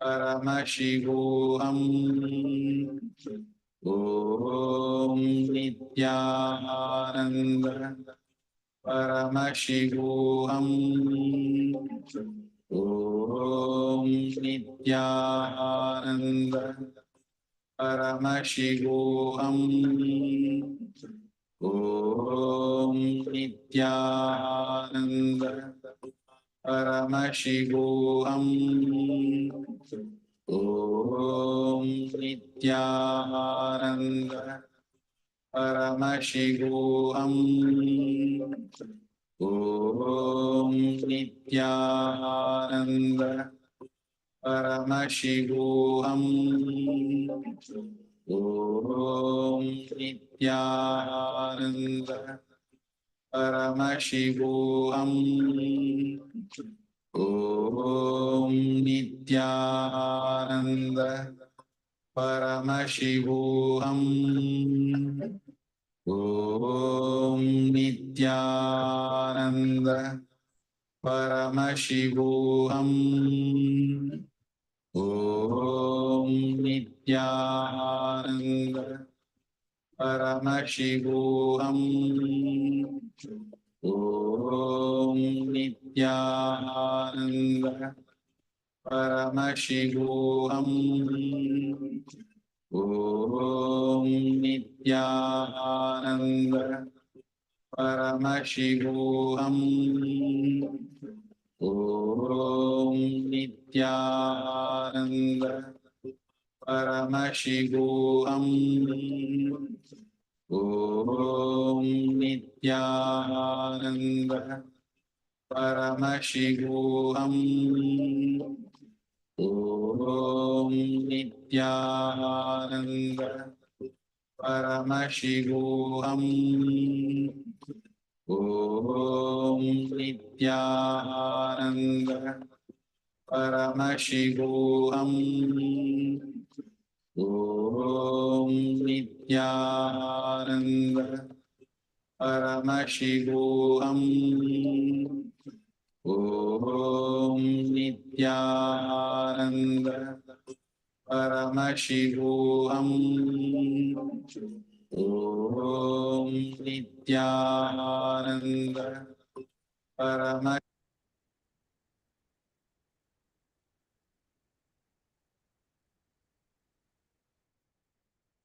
Now, please quickly go ahead and measure and post your manifestation results.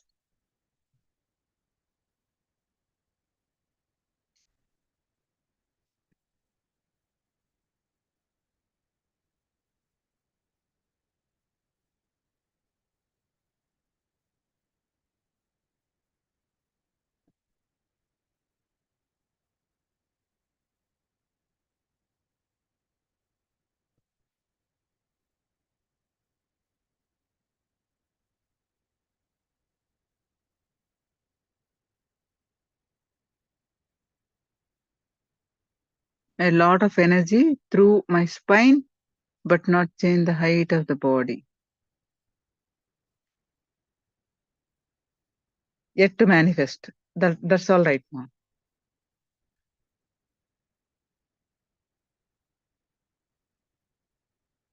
You just need more oneness. That's all.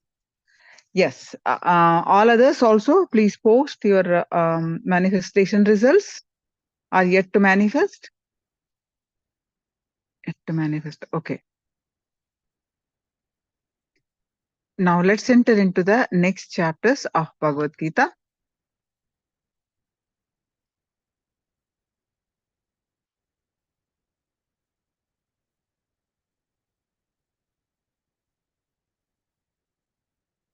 Jnana Vijnana Yoga.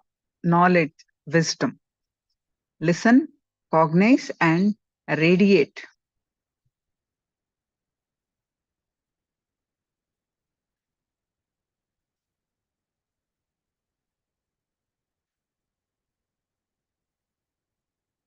All living beings are caught in the duality of attachment and aversion. What is duality?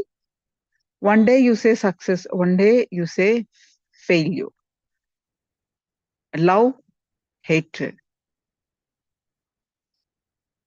Joy, sorrow. These are dvandva, duality.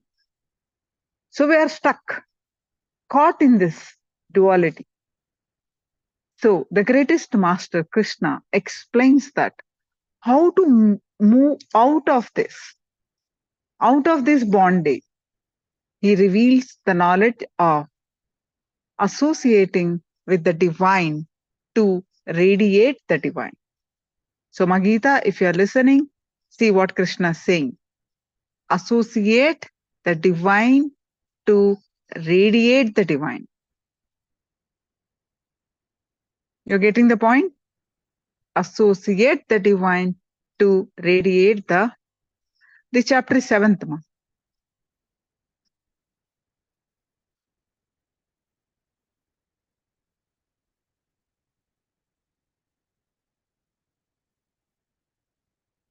Jnana Vijnana Yoga 7th.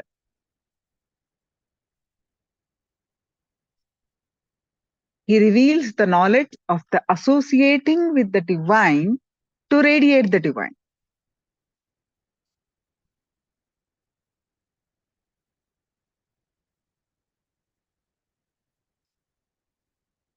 You can feel that people can say that Krishna is repeating himself.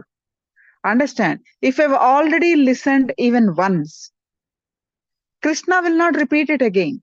Swamiji also every day he comes and says, you are Paramashiva, you are Paramashiva. And he will give the satsang in various language, various ways, because we never listen. Our listening is not complete. For a person who wants to begin the life, the first thing he needs to learn is listening. Ability to speak into the listening of yourself is completion. When you have the pure listening, that leads to completion. Krishna shows the power of authentic listening and teaches Arjuna the ability to provide authentic listening to himself and to others, and to speak into the listening of himself and others.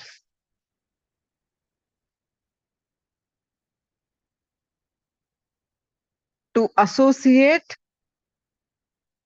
with the divine is to know the divine, to reach the divine. Krishna says, 1 in a billion reaches me. Meaning what? Among millions of men, one man may endeavor for perfection. And out of those who achieve perfection, hardly one knows me in truth, experientially.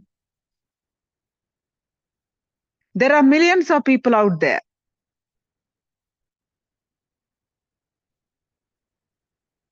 There are millions of people out there, but only a few hundred are present today to listen to this Gita. And out of these few, only few will listen authentically as it is expressed.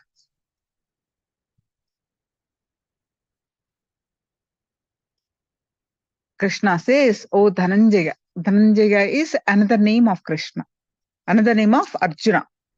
O Dhananjaya, there is no truth superior to me.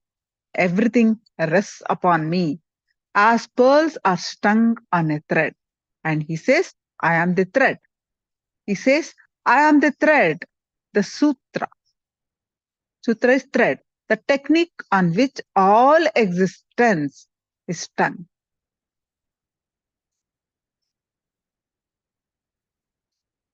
He is the unseen thread.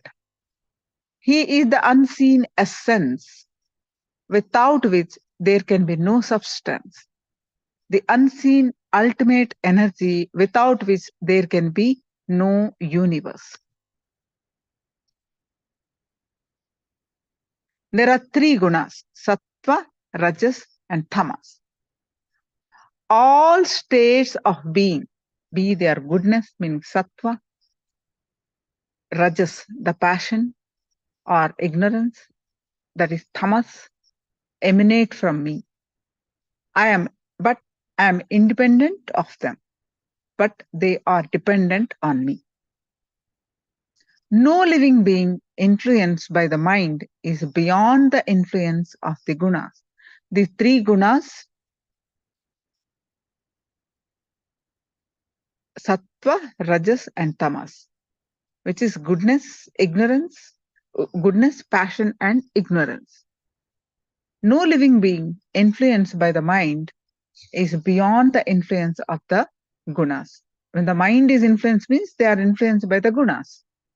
When one transcends the gunas, going beyond these three, as Krishna says about himself, one becomes triguna rahitam. Means one who has transcended the three gunas. Krishna says, starting at different levels is okay, but don't stop there. Starting at different levels is okay, but don't stop there. Meaning, the person who approaches me out of love and gratitude is the best person, for I am dear to him and he is dear to me. By this one verse, Krishna ends the whole conversation, the whole concept. Te samjnana nitya yukta eka bhaktir vasisyate. Meaning, Krishna says, starting at different levels is okay, but don't stop there. Constantly, what does it mean? Constantly progress. Krishna says beautifully that he is in you and you are in him.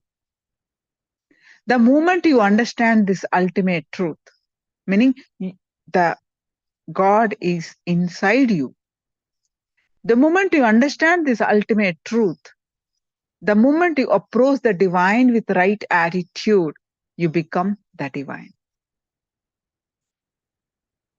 The master and the divine is in you only when you engage yourself in enriching service to him. Sitting in front of the master or the divine, just enjoying the form, is not the enriching service Krishna talks about. When you devote yourself to the divine mission, you become a devotee. That is when you become dear to him.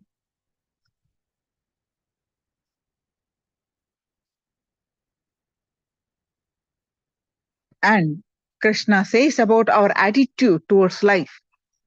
When you feel life is a blessing and we approach the divine with a deep love and gratitude, not only do we experience divine consciousness, Krishna says, they achieve me. They achieve me.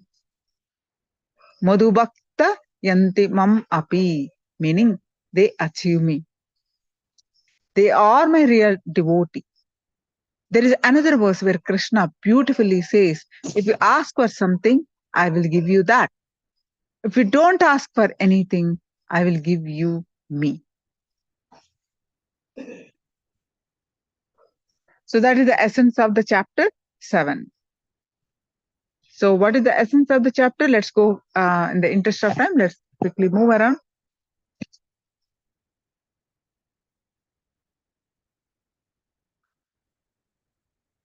It's very simple, it's very clear. Now let's move on to the, you keep typing, the next one, chapter 8, Art of Living. Akshara Brahma Yogaha.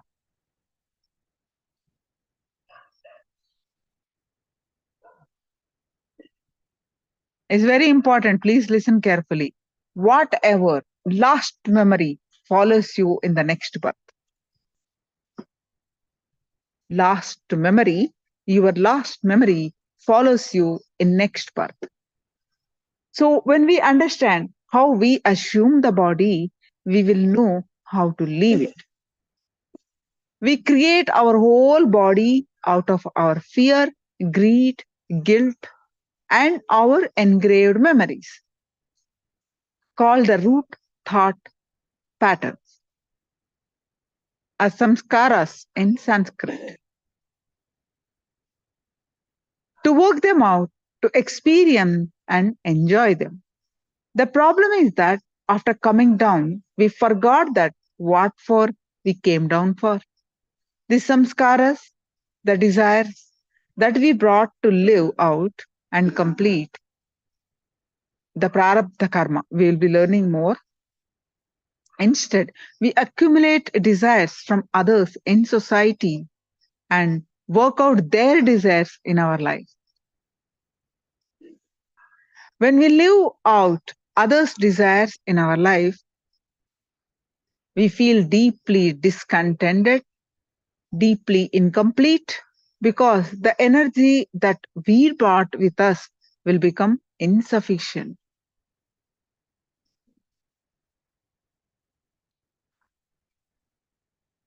So the art of living, meaning what you hold the thought, what kind of thoughts you hold, you become that in your next life. Death is the end of life. As long as we don't understand it, the moment we understand it, it becomes a liberation and a celebration. A man who is unable to understand death is like a living dead. A person who understands death will live even after his death. A person who understands death means what? A person who understands he lives even after death. When we understand that this life and the departure from this life is a journey in a continuous cycle of birth and death, there is no urgency in living this life, and there is no fear in leaving this life also. When we understand that what we do in this life and how we do it determines how we are reborn, we will have a far greater understanding of how to lead this life. Our understanding about death influences our whole social structure, thinking system. Our whole mentality can be transformed with the right understanding about death. Actually, Swamiji says, only when you understand the death, you start living life.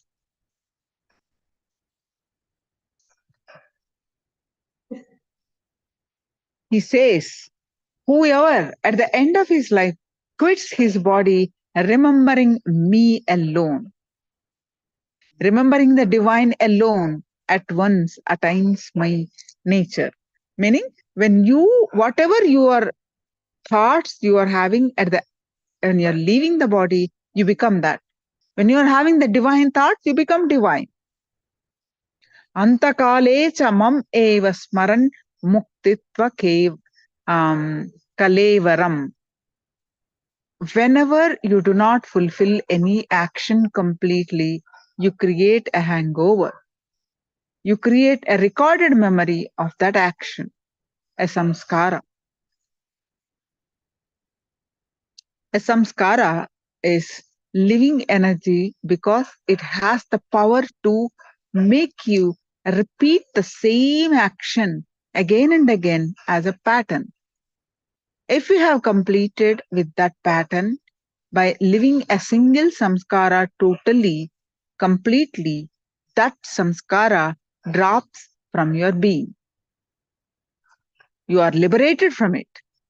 So, if you are unconscious at the time of leaving the body, which most of us do, we naturally take lower level bodies in our next birth.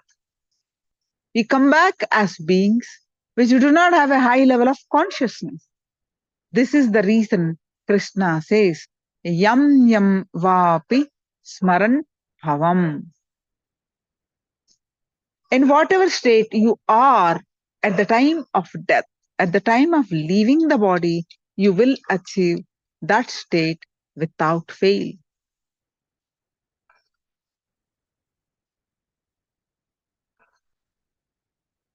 Krishna says, be sure to reach me. How? Arjuna, you should always think of me. Don't think that, oh, at the end of life, whatever I think of God, so I will reach God. Let me enjoy whatever this life offers me. Let me, not waste time in pursuing our Krishna says,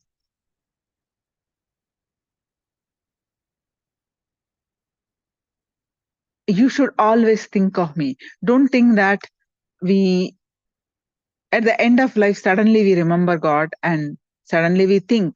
No, all through the life, whatever you do, whatever, whoever you entangle with, at the end of the life, when you're leaving the body, you remember that.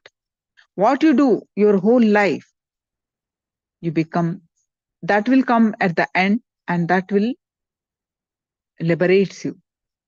We should always be in my state of consciousness, even when we are doing your regular duty. You're washing the dishes, cleaning the house, working, anything, taking care of the children, your whatever work you're doing on a regular duty, even in your activities, you will attain me without doubt. Those actions will become sacred, tapas, when you remembering the divine while doing the regular work also. Tatmat sarveshu kaleshu mam anusmarana yudhaya cha, meaning yathaya cha. Please be very clear. Whatever we think during our whole life, whoever we are entangling with whole life, the same thought will come to us in the end also. In the next, suddenly, your whole life you merry go around in simply wasted your life, and suddenly at the end, a different thought will come. No.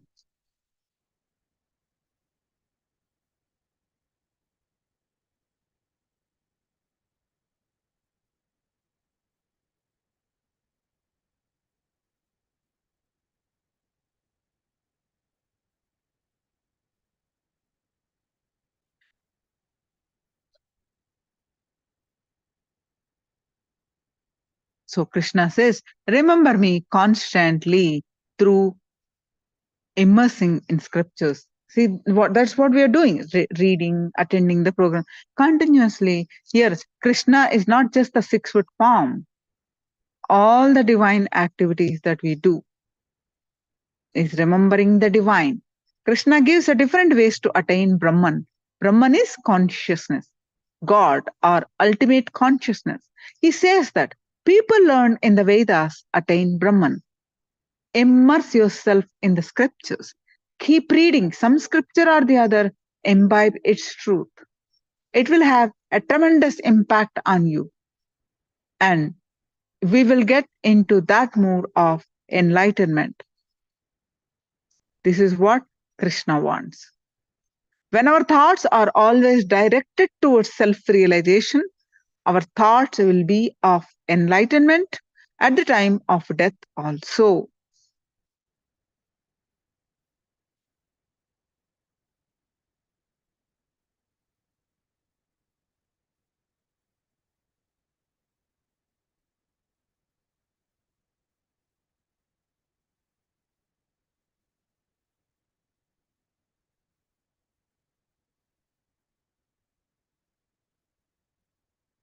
So that is the essence of the 8th chapter. Understood?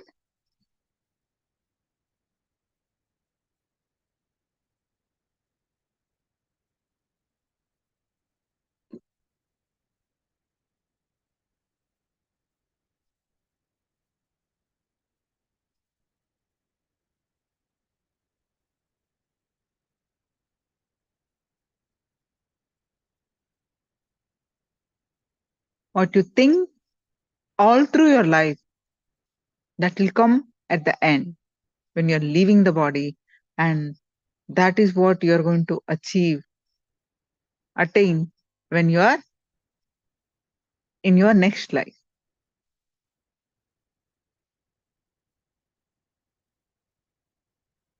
If your thoughts are self-realization, you will achieve the self-realization. Are all of you are following me?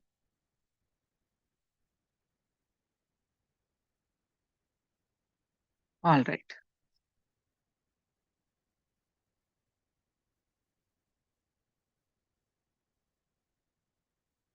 The next is chapter 9, Raja Vidya Raja Guhya Yogaha. The secret of the secret of the secret. Here, please understand, Krishna is giving the ultimate secret. Guhyatamam. Guhyatamam meaning the secret. Once we know this secret, then there is no difference between the divine and us. What is that secret? Here is what Krishna explaining. The whole universe is intelligence. It responds to our thoughts. Krishna transmits the king of all knowledge and all secrets, which is eternal, easy, and joyfully done. To the one who is non-envious and trust him, Krishna promises success. Yoga kshemam mavamyaham. Success and kshema, the protection. He himself protects us. The secret of all secret is Raja Vidya Raja Guhyam Pavitramidamuttamam Pratyakshavangamam Dharmam Susuktam Kartam Avyayam. Meaning, this knowledge is king of all knowledge and the greatest secret of all secrets.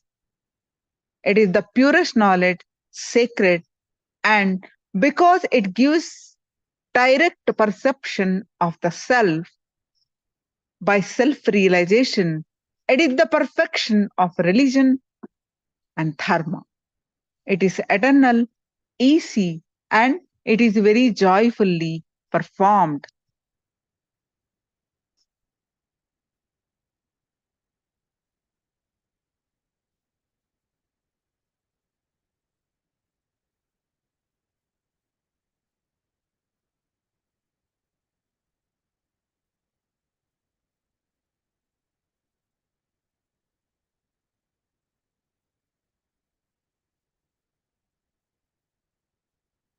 This is the truth. Raja Vidya, king of knowledge. The whole universe is pure intelligence. The whole universe is not dead matter. The universe is not an accident. It can respond to our thoughts. Please understand, the whole universe, meaning the planet Earth, the air, the oceans, rivers, earth, fire, or the space, sun, moon, this whole universe is intelligence. It can reciprocate your thoughts. It can respond to your thoughts. It can react to your thoughts. That is the royal knowledge and royal secret. Meaning, if you think negative thought, simply universe responds to that negativity. It will give you negativity. It's as simple as that.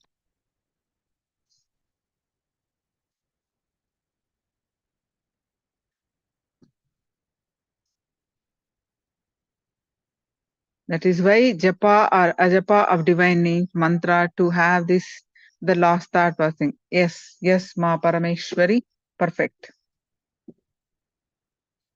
So many practices came to practice all life so that you achieve that sadhana. Understand? 9th chapter. Next 10th chapter, Vibhuti Yoga. You are the ultimate. The chapter name is You Are the Ultimate.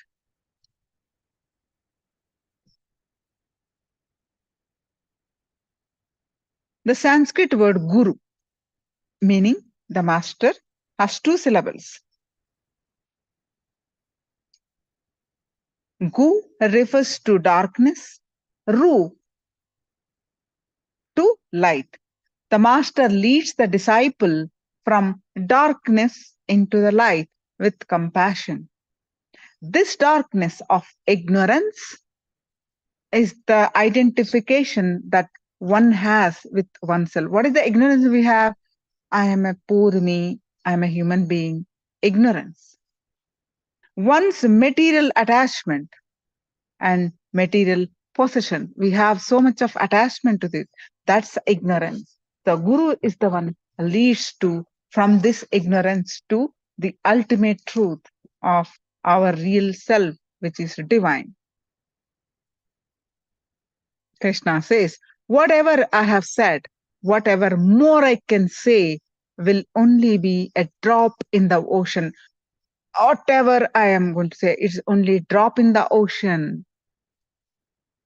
A small fragment of what I am.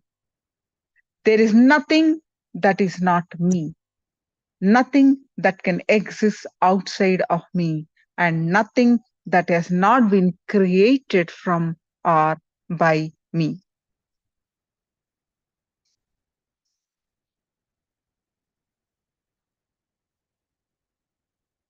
All these teachings were said when Krishna was radiating the eternal consciousness.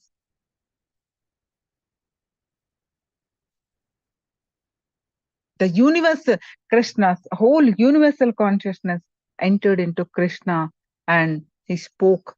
The universal consciousness spoke through Krishna.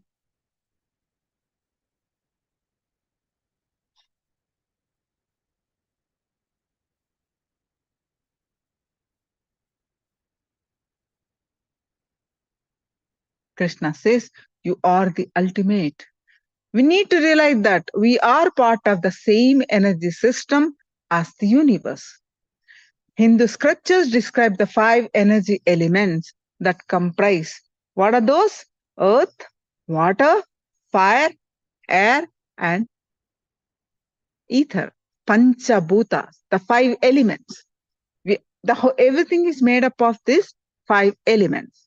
So the human system is a combination of the same elements also as the universe. Universe is made of 5 elements. So do the human body. So are all the beings. Animate, inanimate, everything. An enlightened being has no identity. His only identity is merged identity with the universe. Deeply connected to Krishna. Here Krishna means you can connect with Swamiji, can connect with Shiva, divine. Please understand, divine. See, again, we're coming to the feeling connection. Deeply connected to Krishna means what? Deeply have feeling connection to your Ishta Devata, your favorite God or Guru. We may not be aware, but we constantly maintain enmity with Paramatma, existence. That is why we suspect life. We have fear about what will happen the next moment. We don't trust. We are afraid of life because we don't believe what's going to happen the next moment will enrich us. We don't trust existence. Here, Krishna removed the enmity between Jivatma, the self, individual self, and the Paramatma, the supreme. Arjuna is Jivatma, Krishna is Paramatma. Krishna says, if you continuously merge in me, means continuously practicing oneness space, I will take care of all your needs and necessities. You will be my responsibility. When you're continuously in oneness space with the Guru, God, Krishna promising that existence is promising that I will take care of all your needs.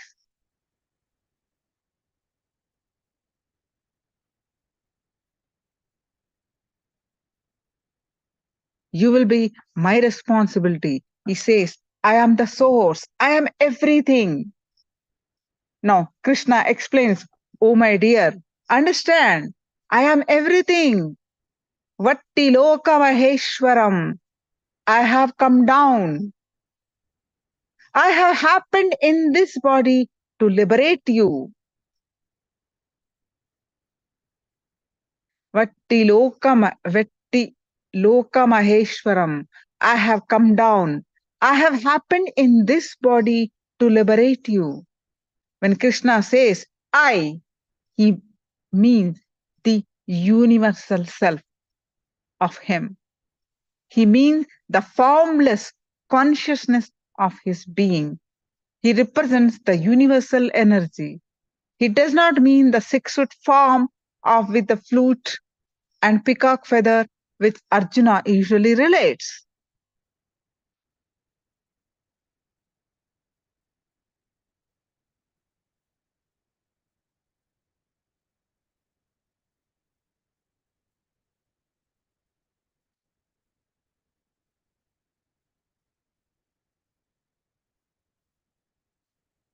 So microcosm and macrocosm, Brahmanda and Pindanda are the same, meaning whatever is there out there in the universe, Brahmanda, macrocosm, is there in this. Pindanda, microcosm. Krishna is both the macrocosm and the microcosm. The Brahmanda, the cosmos, and the Pindanda, individual being. His energy permeates all living and non-living entities, and he decides upon their nature. So Krishna declares that he is everything that really matters. Krishna says that he is the ultimate consciousness in all beings, and he is the beginning, middle, and end of all beings. He declares that he pervades the entire space and time and beyond.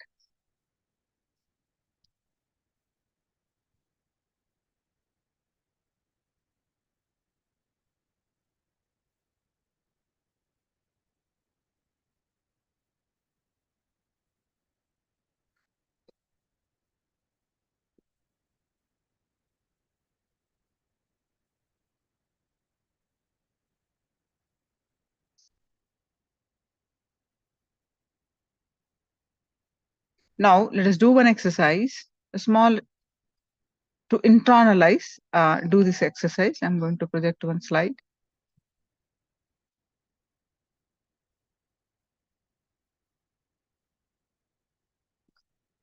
Write down all the instances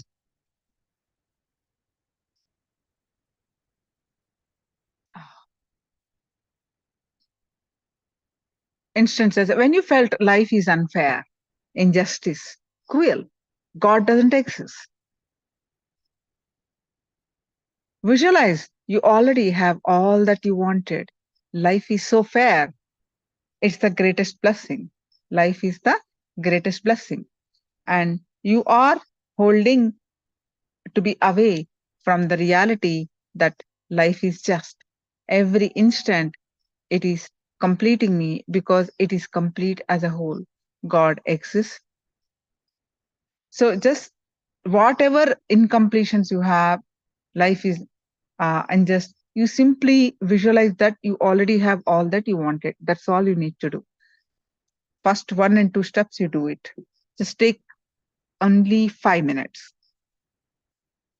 Do this quickly and keep practicing this technique.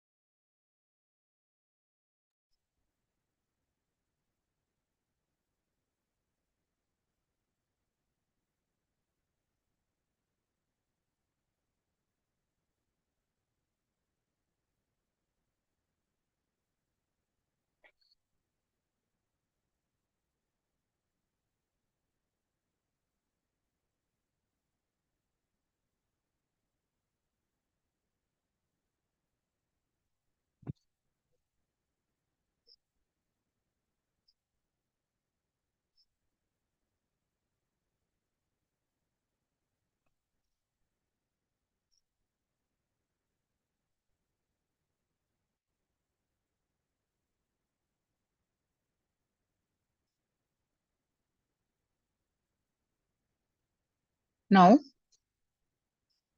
11th chapter, Vishwarupa Darshana Yoga, meaning Krishna, the cosmic window. Now, in this chapter, Krishna shows Arjuna his divine form, his cosmic form.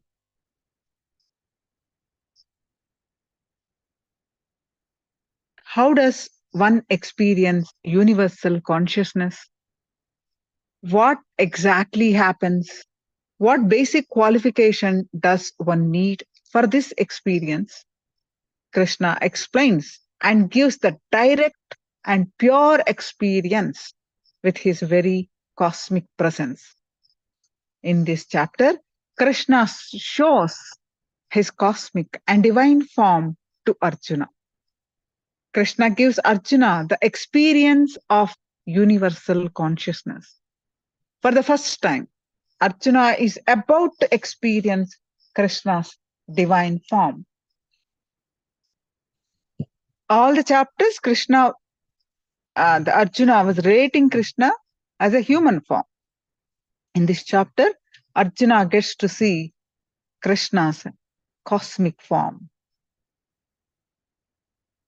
Vishwarupa Darshana Yoga, vision of the cosmic form, has a very special significance, as all of you know. It is in this chapter that Krishna reveals his divine form, that Parabrahma Krishna, the cosmic form of Krishna.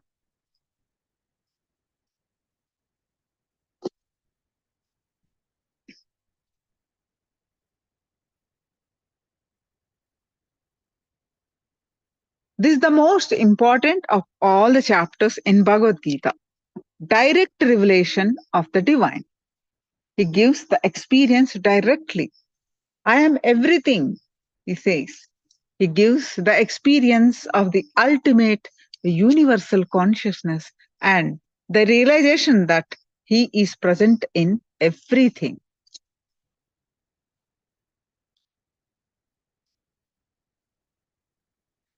We are like this. He compares, Swamiji explains beautifully like this. The wave in the ocean is part of the ocean. As long as it feels itself to be part of the ocean, then there is no separation. However, when the wave experiences its own identity, when it rises, creates its own identity, it no longer feels itself a part of the ocean. It feels itself to be a separate entity. When it is time to merge back into that ocean, it is afraid. When it looks back at the ocean with the feeling of separation, it feels afraid. How funny it is? Same way, it's the same thing happening to all of us. Arjuna, who is the representative of all of us, he says, O Parameshwara, O Supreme, though you are here before me as you have declared yourself, I wish to see the divine, your divine cosmic form. But you cannot see me, Krishna says, you cannot see me with your physical eyes. Let me give you the divine eye.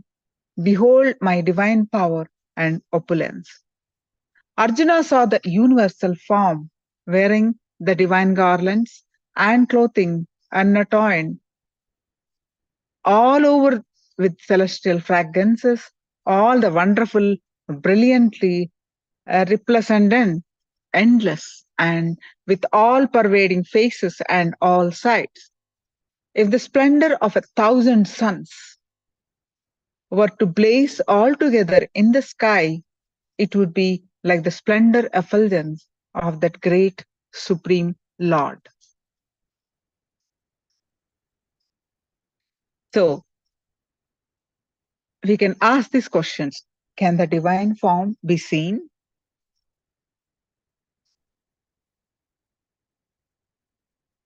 What is the qualification to see the divine form? What really happens when you see the divine form? When Arjuna had his first glimpse of the cosmic vision of Krishna, he identified with the vision. There was no separation. Now, suddenly, there is a separation. Along with the separation, there is a fear, like how a wave thinks that it's separate from the ocean. Same way, if we are from the divine consciousness, but if we feel separate, it's the same. The moment he started feeling fear, he descended to the normal state. You should understand that it is only your fear that separates you from cosmic consciousness. When we drop the instinct to survive, we become the universal consciousness. The master is the universal consciousness.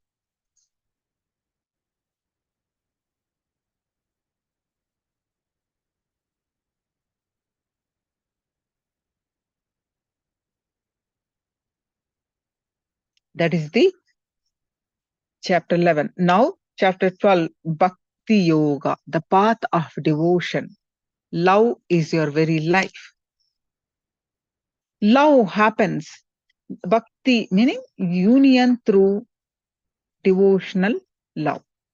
Love happens when we experience cosmic consciousness, when we have a spiritual experience. Our ego disappears. Krishna lays out the whole technique for us, step by step. Love is not a mood. It is not a mere emotion. It is our very existence.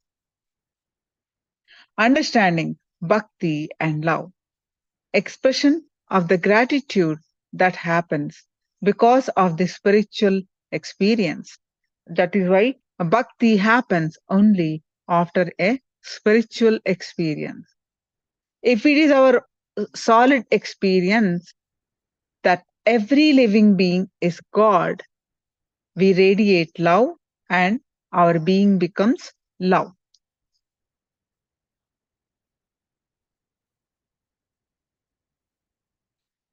Krishna give a technique that you fix your mind on me alone. Establish your mind in me. You will always live in me. You will live in me always, and there is no doubt in it.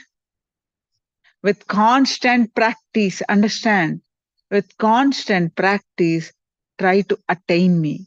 If you are not able to practice, then perform actions for me. Do work. Perform actions for me. In this way, develop the desire to attain me.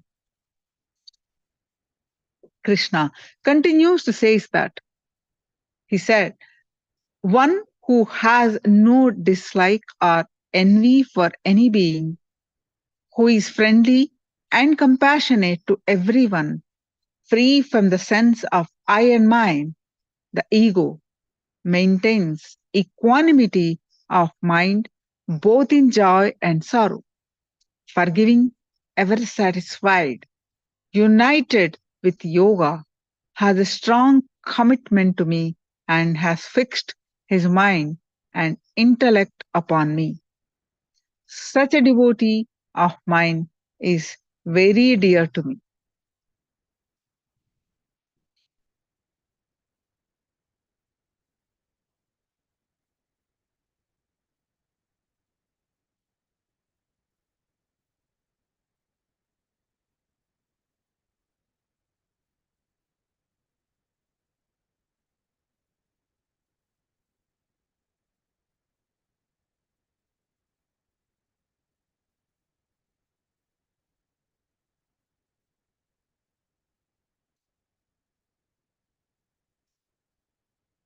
So next chapter, Krishna talks about Kshetra Kshetrajna, 13th chapter.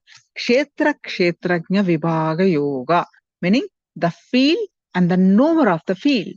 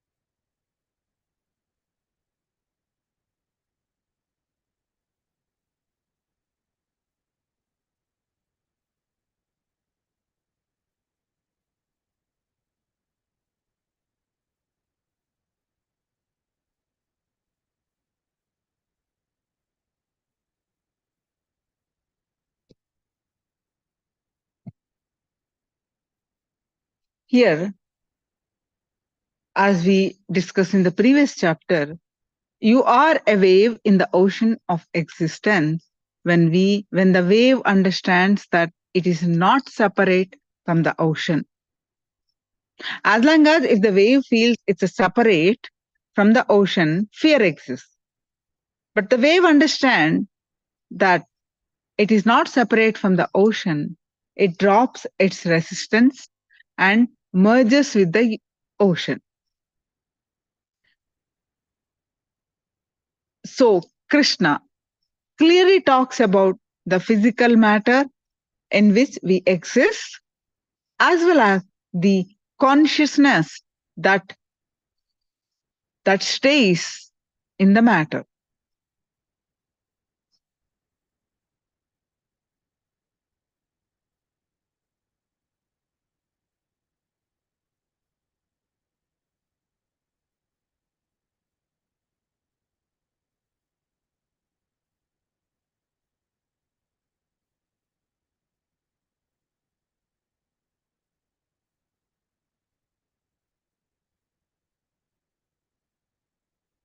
A moment.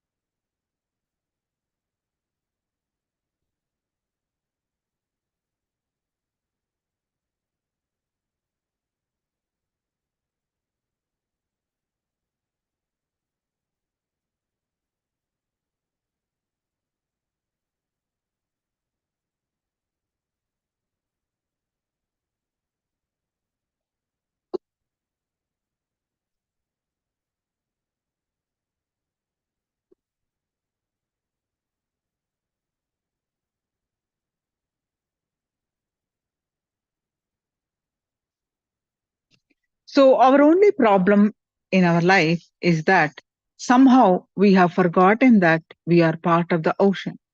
We forgot that we belong to the ocean, that is Kshetrajna. The word Kshetrajna means consciousness, which is the cause for the field to function. Kshetra means the field, and Kshetrajna means knower of the field. Kshetra means body, this body, and Kshetrajna means the consciousness that knows it has a body.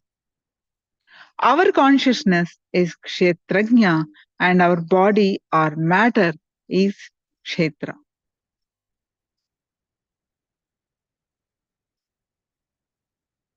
In this chapter, Krishna reveals the secrets of Kshetra and Kshetrajna. If we don't know the secrets of Kshetrajna, and the Kshetra acts as if it is the owner.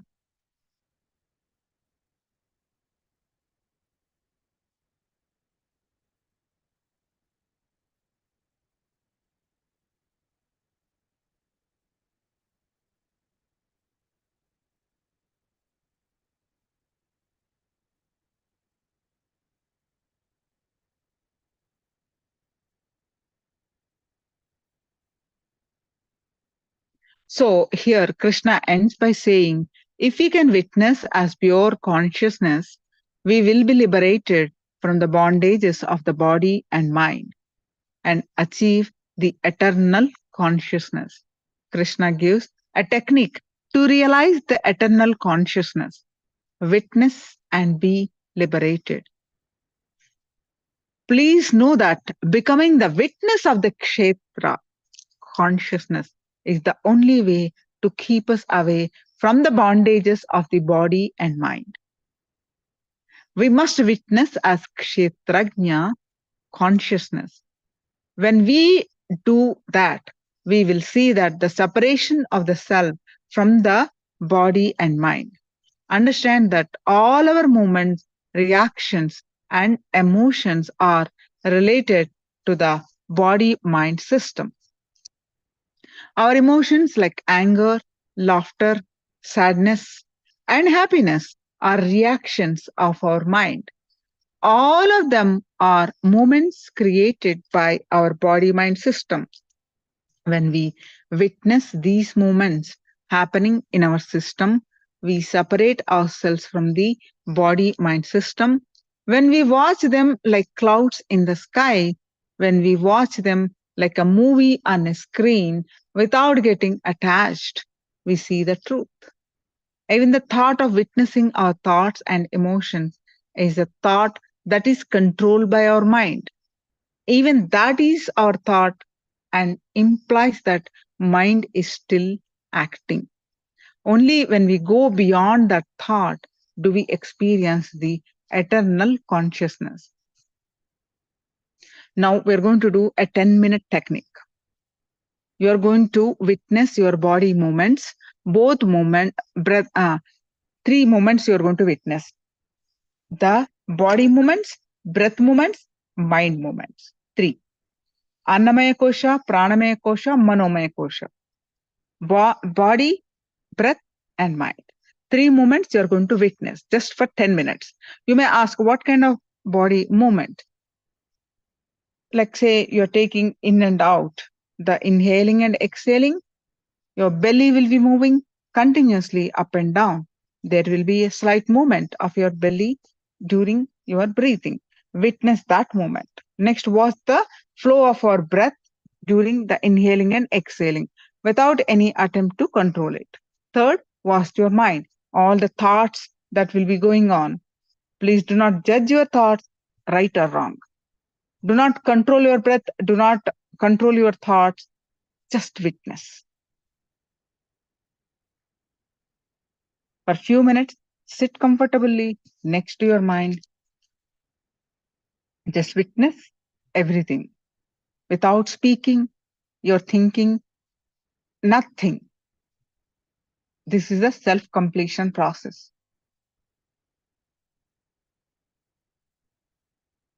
So let's do this technique for next 10 minutes.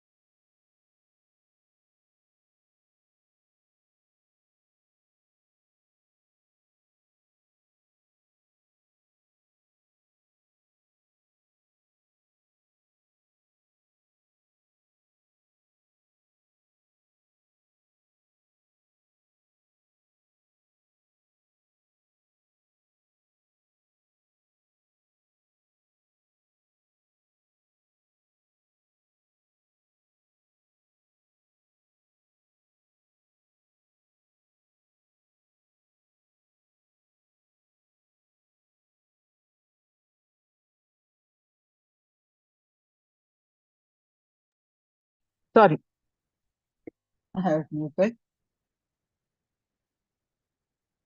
So basically, the three gunas, sattva, rajas, tamas. I repeat again. The level of animal is the level of instinct, which is tamas. Tamas means the level of animal, level of instinct. Level of man is rajas, intellect, the level of intellect. And the level of God is the level of intuition, which is sattva. If you're stuck in tamas, you need to move towards rajas. If you're stuck in rajas, you need to move towards the sattva. If you're caught in sattva, it will automatically lead you to enlightenment.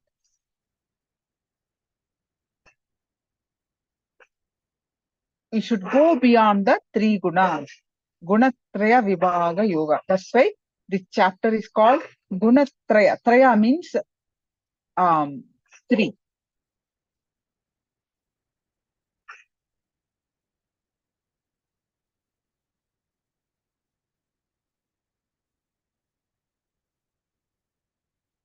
Going beyond the root pattern, going beyond our emotions, whatever happens right for you. The success and failures means the same, and friend and foe are no difference. Poverty or richness has no influence. Such an attitude of total detachment requires one thing: complete trust and surrender. Bhakti yogena sevate. The path is also given. Bhakti yogena sevate. Devotion is unfailing in all circumstances.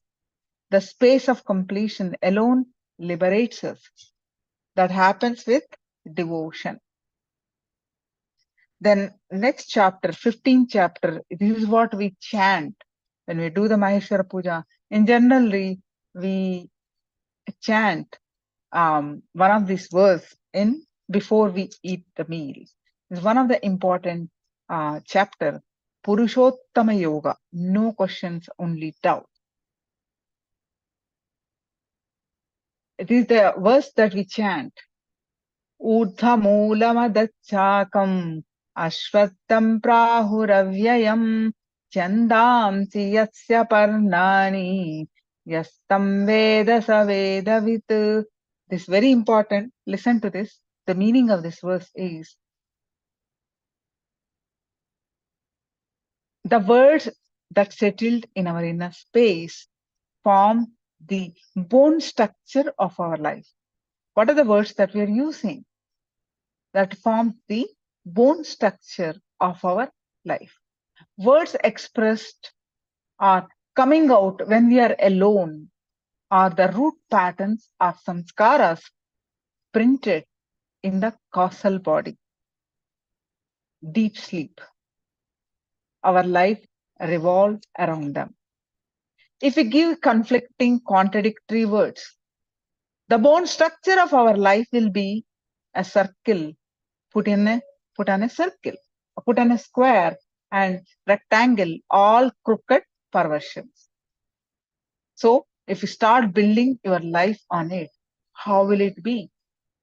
So crooked, perverted, incomplete and useless. Understand? Samskaras, the thought patterns.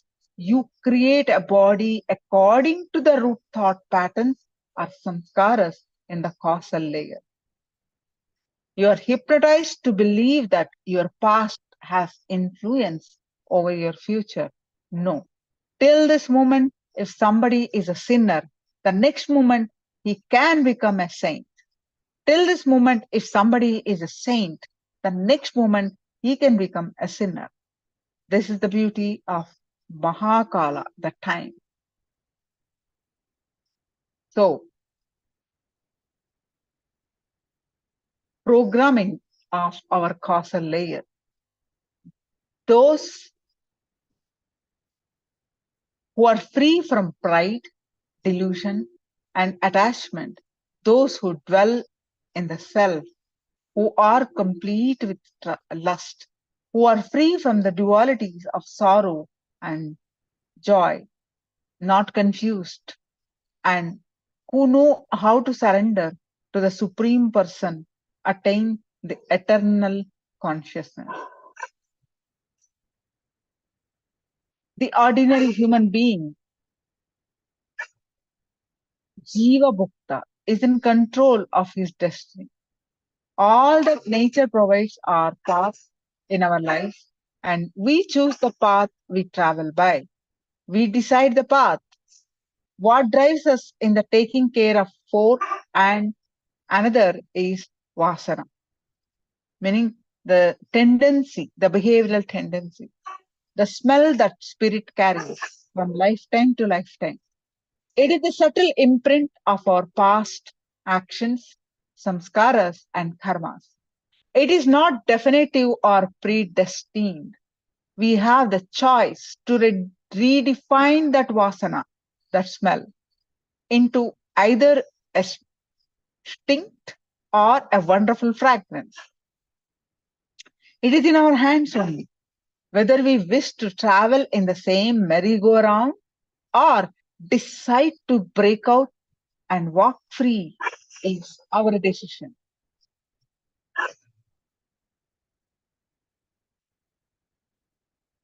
So, for this, Swamiji has given one beautiful technique. Next 21 days, every night before sleeping, do self-completion. With all your incompletions for at least 22 minutes. Reliving to relieve technique. Your past sufferings, root patterns, do 22 minutes completion before sleep for 21 days. This completion process will directly work on your causal layer. Always sleep in the space of completion and wake up with a spiritual thought of completion. Then check your face, it will be changed. Your eyes will have a new look, your body will have a new grace. Krishna declares, whoever knows me as the Supreme Purushottama, without a doubt, is to be understood as the knower of everything and worship me with all his being.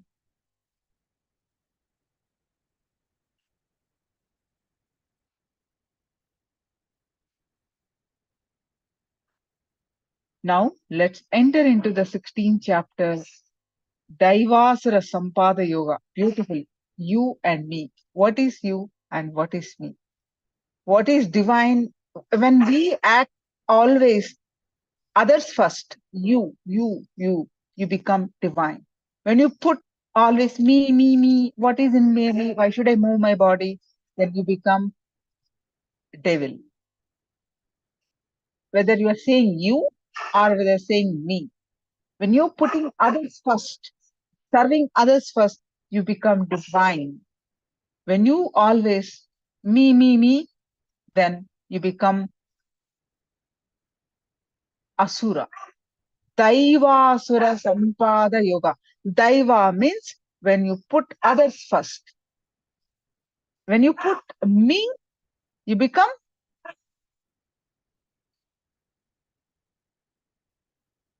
asura, demon. So it's a beautiful, let's listen from Swamiji.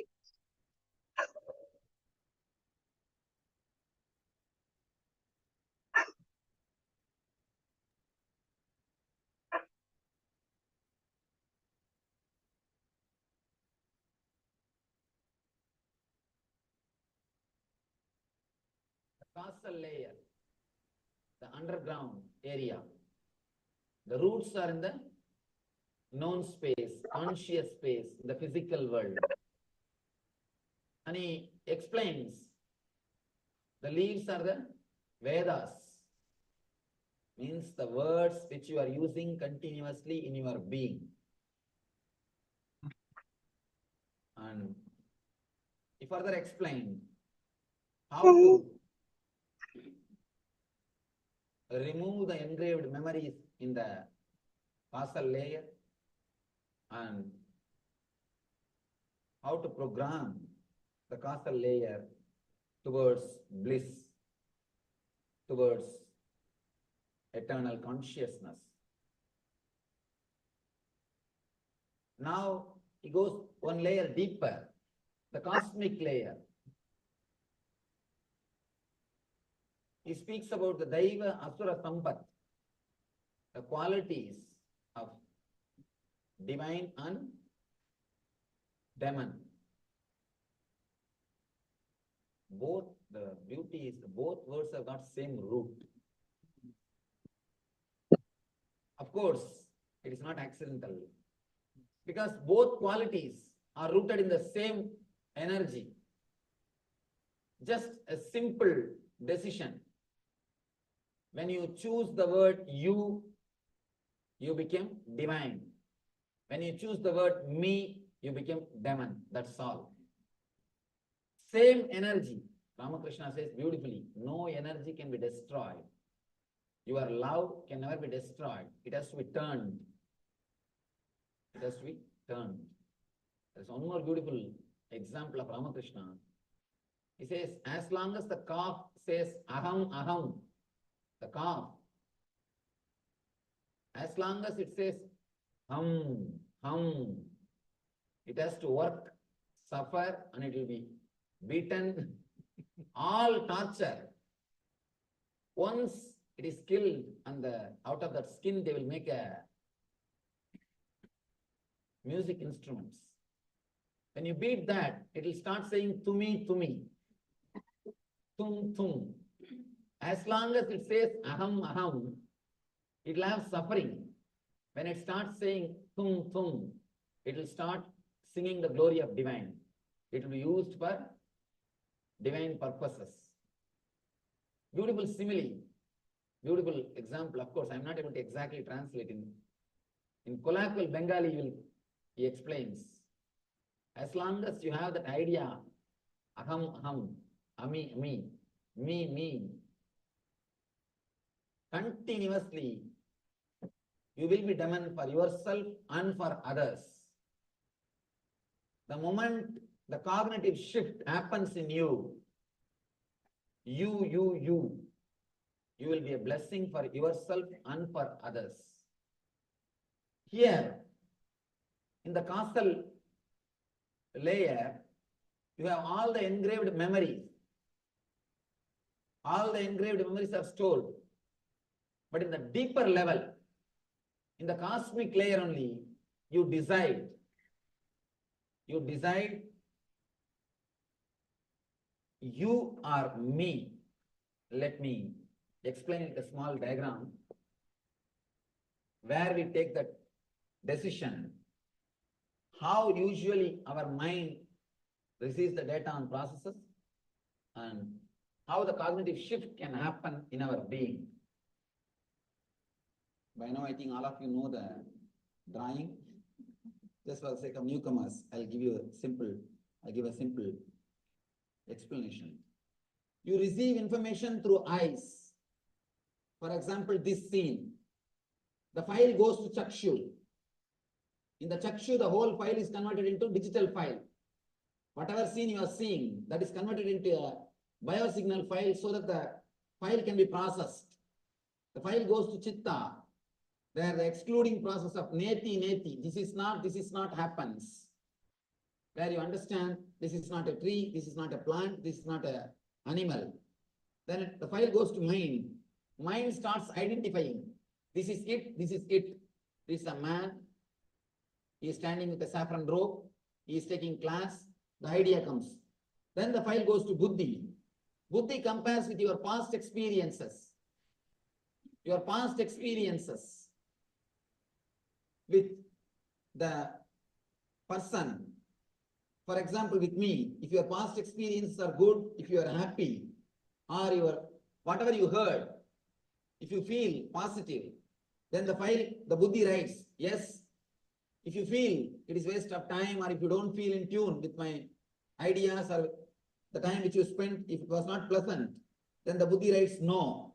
The file goes to ego. Then ego decides what is there for me. what way I am related, what gain I am going to get. If some way I am going to have the gain, ego says, yes, let us sit here and listen. And if there is no gain for me, if I am not going to be enriched, then ego naturally says no. Yogatma, Ego's instruction, this decide. Your power body is not there, moves or Yogatma. sits. So the banyan The way the tree process lies. happens, this Huh? is the spot It is calling where you continuously to fix choose that. what is there for me. Huh? Your vested interests come. What? Please understand. 1 minute. Sometime 1 minute. the I whole can't hear process will you. say, yes, 1 minute. I will have to sit. But this one spot will say, my vested interest is getting affected. Then you will never be able to sit. This whole thing may accept what you are doing. But if this one thing is not ready, the whole decision will be changed. And same way, if whole thing says no, if this one thing says yes, you will decide yes. Sometimes when we do something which is not moral according to the social standard or according to your understanding, according to whatever data you collected in your life, the data collected stays here, the samskaras or engrams. You have so many data, so many informations. Data is available here. According to your data and the whole process, the final report comes no. But suddenly your ego feels, I get strengthened by doing this activity. Let me do it. So you simply decide to do that. You simply decide to do that. This is the place where you decide you are me. That's the only small difference.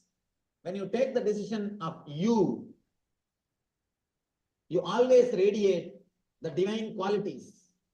When you take the decision of me, you always radiate the demonic qualities.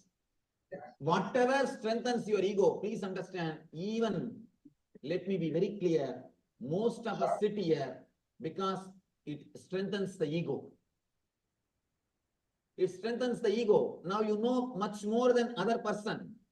You can go on, tell him, what do you know? Many times we sit and listen just for ego satisfaction.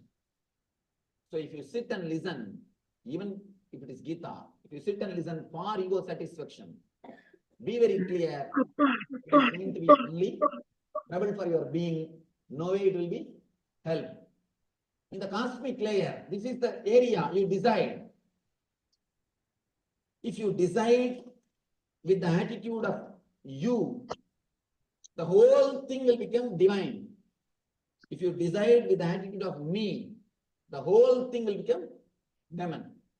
And what you collected, see the engrams here, as such, they are neither negative nor positive. The mind which is working here, as such, it is neither negative nor positive. The chitta which is doing the process here, as such, it is neither negative nor positive. So none of them are neither negative nor positive. Please be very clear, including the gunas. Even the tamas, by their quality, they are neither negative nor positive. There are so many enlightened masters. You cannot make any difference between them and laziness. You cannot make any difference. Raman Maharshi, throughout his life, he was sitting in one place, one city. He never moved out. But you can't say he was in tamas, because he never took any decision out of me. The whole process was happening. You as a center, not me. As such, whether the chitta or mind or samskara, you cannot tell they are bad or good. In the superficial layers, they are neither bad nor good. But the decision which you make in the cosmic layer, in the deeper layer, that only makes them as good or bad. Please understand, passion and compassion are one and the same. Passion and compassion are one and the same. When you decide based on me, it is passion. When you decide based on you, it is compassion. We need to understand an important thing.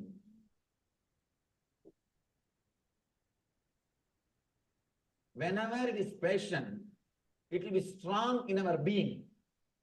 But when it becomes compassion, it will not have that much of intensity.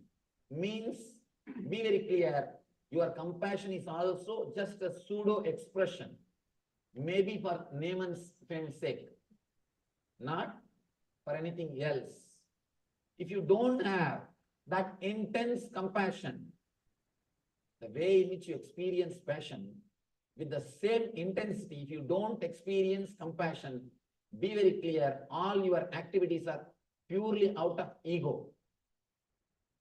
Including this Gita Jnana can become ego when the decisions are taken out of I and me. If the decisions happen out of you, not this Gita Jnana, even ordinary activity which you do in your life can become divine. See, we don't have to work on the doing, we need to work on the being. Doing can never lead you to anything. As long as you believe doing can lead you to ultimate, you are called karmagan, the person with karma.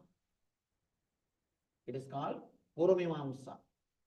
Only when you understand the being can lead you to the ultimate, you are called Uttaramimamsi. In Vedas, there are two major portions. People who believe in doing, people who believe in being. People who believe in transforming the being, they are called Vedantis. People who believe the transformation ultimate can be achieved by doing, they are called Karmagandis. They continuously believe in doing. Of course,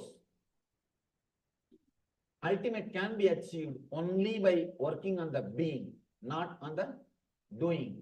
If you try to work on the doing, either you will suppress or express. Either you will suppress or express. Continuously you will be fighting with yourself. Nothing else will be achieved. A man who can transform his being, only he can achieve the ultimate. Whether demon or divine, it is decided only on that one point. When you receive the data, process it and deliver the result or command, how the command is delivered, what is the center from which the command comes out. The command comes out thinking this one statement, what is there for me? What is there for me? What is there for me? Whatever you may do, including meditation, it will be only ego satisfying.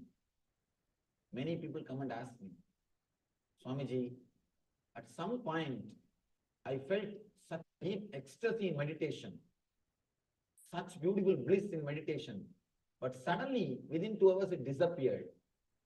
It never came back. Why, Swamiji? How to have it back?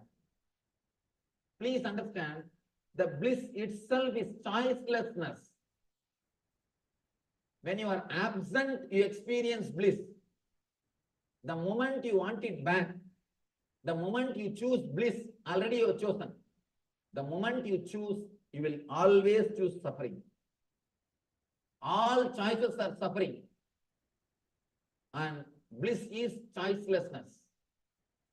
The moment you want to grab it, the moment you want to have it, when you are blissful, you allow the bliss to possess you. The moment you want to possess the bliss, you will make it as suffering. When you want to possess, you wanted that to strengthen your ego. The decision is from you. The decision is from me. The attitude, me. The attitude, me decides. The moment the attitude, I and mine, me, that when that decides, to destroy the bliss. You can no more be divine.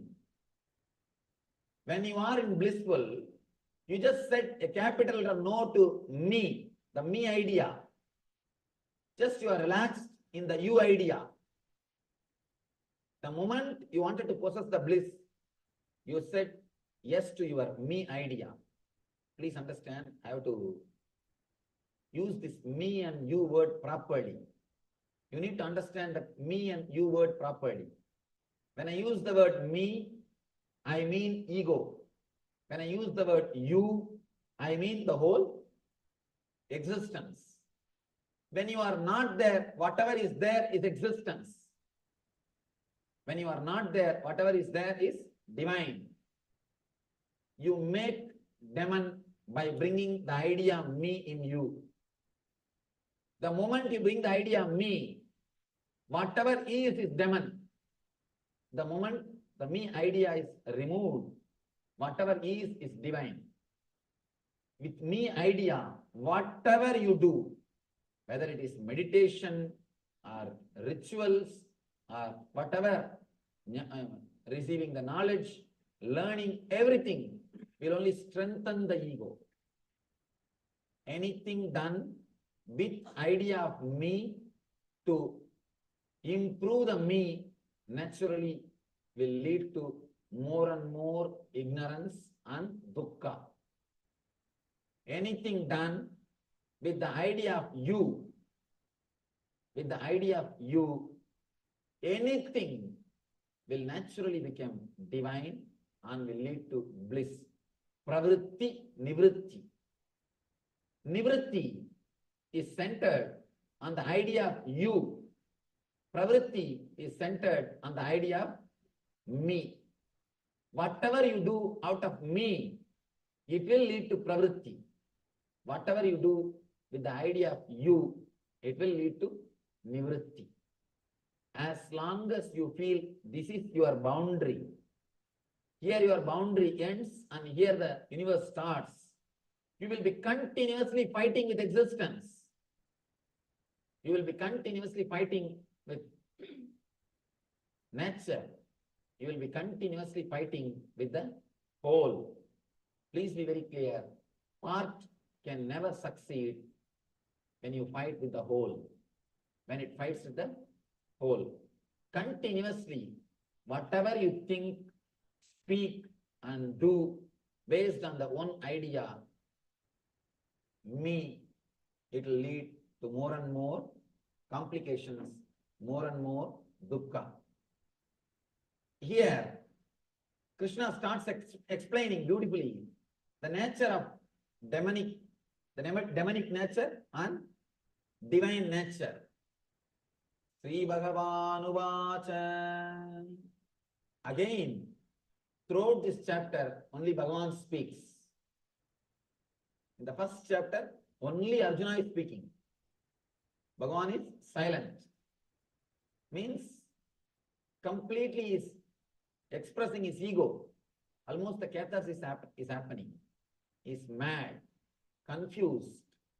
He is just vomiting, quoting all the morality, whatever he learned, quoting everything, he is speaking. Slowly, he comes down to the next level. He is allowing the Bhagavan to speak and the conversation is happening. First, he is expressing him, not letting Bhagavan speak. Then he comes down to the level of conversation. Bhagavan also speaks, he is also speaking. Then he comes to the level of little more listening. Now, practically he is silent. In the 15th chapter and 16th, both the chapters, he is silent. He is not uttering a single word. That's what I told. No questions, only doubts. All the questions have disappeared. Now only small doubts. Means he is asking for more tips, more clarification, more understanding.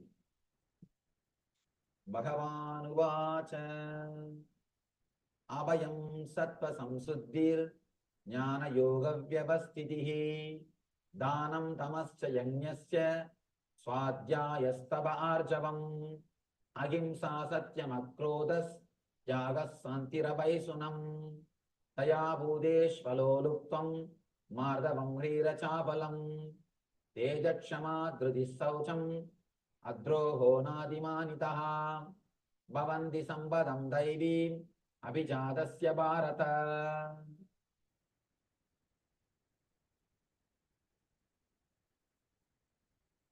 Let me give you the translation.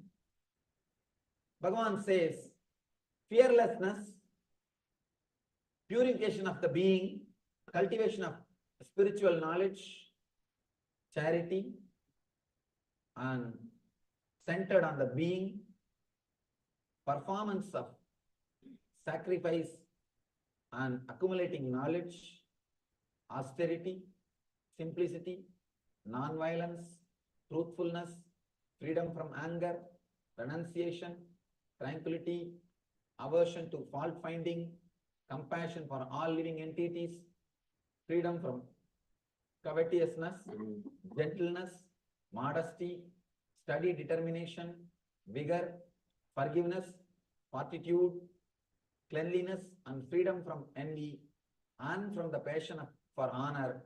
These transcendental qualities, O son of Bharata, belong to divine men endowed with divine nature. Now, when you listen all these things with the attitude of me, usually what we do? Start practicing all these things. Start practicing all these qualities. Be very clear. If you start practicing all these qualities, one thing is sure, you will become mad. You will become mad. Nothing can be done. Because you will be fighting with yourself. You will be controlling your senses to strengthen your ego. When you try to understand all these things, when you try to understand all these ideas with your attitude of me, I, you will start practicing them to strengthen the idea of me, to strengthen yourself as a better being. Again and again. Masters prove. Masters are not better beings. They are totally transformed beings. Better beings are different. Transformed beings are different. The other day I was telling you that lion and sheep lion story. The story told by Vivekananda. Beautiful story. In that story, the sheep lion, he doesn't want to realize he's lion. He just wanted to be a good, strong sheep. He's asking the lion to give some technique for becoming a strong sheep. Same thing. If you straight away start practicing all these things, you may have little strong ego. Understand, that is why all these so-called tapasvis, people who repress themselves, will have a strong ego. Will have very strong ego. People who do tapas, people who repress themselves, you can see very clearly they will be radiating ego. Because they are doing all these things to strengthen. When you do all these things, naturally you will strengthen your ego. You will strengthen your ego. When you are completely blissful, relaxed, then if austerity happens, if tapas happens in you, you will never expect others also to do tapas. I have seen so many sannyasis, especially in India, continuously they blame the householders. Continuously they blame them. You don't do this, you don't do that, you are not right, you are not pure, you are sinner. The problem is, when you suppress, when you force yourself to do tapas, you are continuously burning inside. So naturally, sometimes you yourself get the doubt whether you are in the right path or what you are doing. Is it right? You get the doubt. And naturally what we think, we have to do something. The doubt is coming up. let us make others guilty. When you make others guilty that they are not doing right thing, you feel now, yes, what you are doing is right. When you make others feel guilty that they are not right, you feel you are right. When you see, when you suppress, when tapas is done by force, you naturally expect others also to do that. If they don't do, you create guilt in them. And by creating guilt in them, you wanted them to come to you and confess. When that happens, you feel more and more strong. Tapas is supposed to happen out of joy and bliss. Just as a natural thing, anything done by force is not going to help you. It will neither help you nor it will help the society. I have seen so many people doing tapas like Ravana. Ravana did tapas, but all his powers, it never helped him or others. He has become demon for himself and for others. He was killing others. Finally, he has destroyed himself. Because the tapas is from the attitude of me. What is there for me? To strengthen the I and mind. The whole thing happened to strengthen the I and mind. Please understand, whatever you do, whether it is studying the spiritual scriptures, or the charity, or social service, or the spiritual things, or puja, or meditation, whatever you do, to strengthen the I and me will always lead to suffering. It will lead to suffering. The instinct to survive and instinct to possess is what I call me. Me means instinct to survive. Instinct to possess. Instinct to survive is I. Instinct to possess is mine. Person who understands both are illusions. You cannot have the instinct to survive. Whatever you may have, you cannot survive. Please be very clear. The instinct to survive is pure illusion. At the most, you can survive as you think yourself 70, 80 years. 70, 80 years you can be alive as you think you are. How you visualize yourself. In that form, in that way, you can be alive maximum 70 to 80 years. But the instinct to survive tries to extend it, tries to make the life as eternal. Naturally, you are walking towards suffering. As long as you carry the instinct to survive, please be very clear, again and again and again, you will be hurting yourself. You will be hurting yourself. Just today morning, I was talking to an ashramite. She was complaining to me that she is hurt even by a small words which comes from others. She was telling, I am too sensitive, Swamiji. I said, stop that word. You are not sensitive. A real sensitive person will be porous. He will allow the words to pass through him. Only arrogant people get hurt.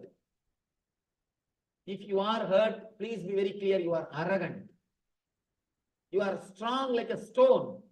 That is why words come and hit you and you are hurt. If you are sensitive, porous, you will just let the words pass you. You will just let the words pass you. You will never suffer. Suffering is always from arrogance, never from sensitivity. Person who is sensitive will never suffer. Because you will just allow the words to pass you. You will not stop them. You suffer by a word when you stop them, when you resist them, when you make meaning out of them. When you don't make meaning out of words, you never suffer. Words can never create suffering when you don't make meanings out of it. It's like just playing with words. We always choose nice words to support our ego.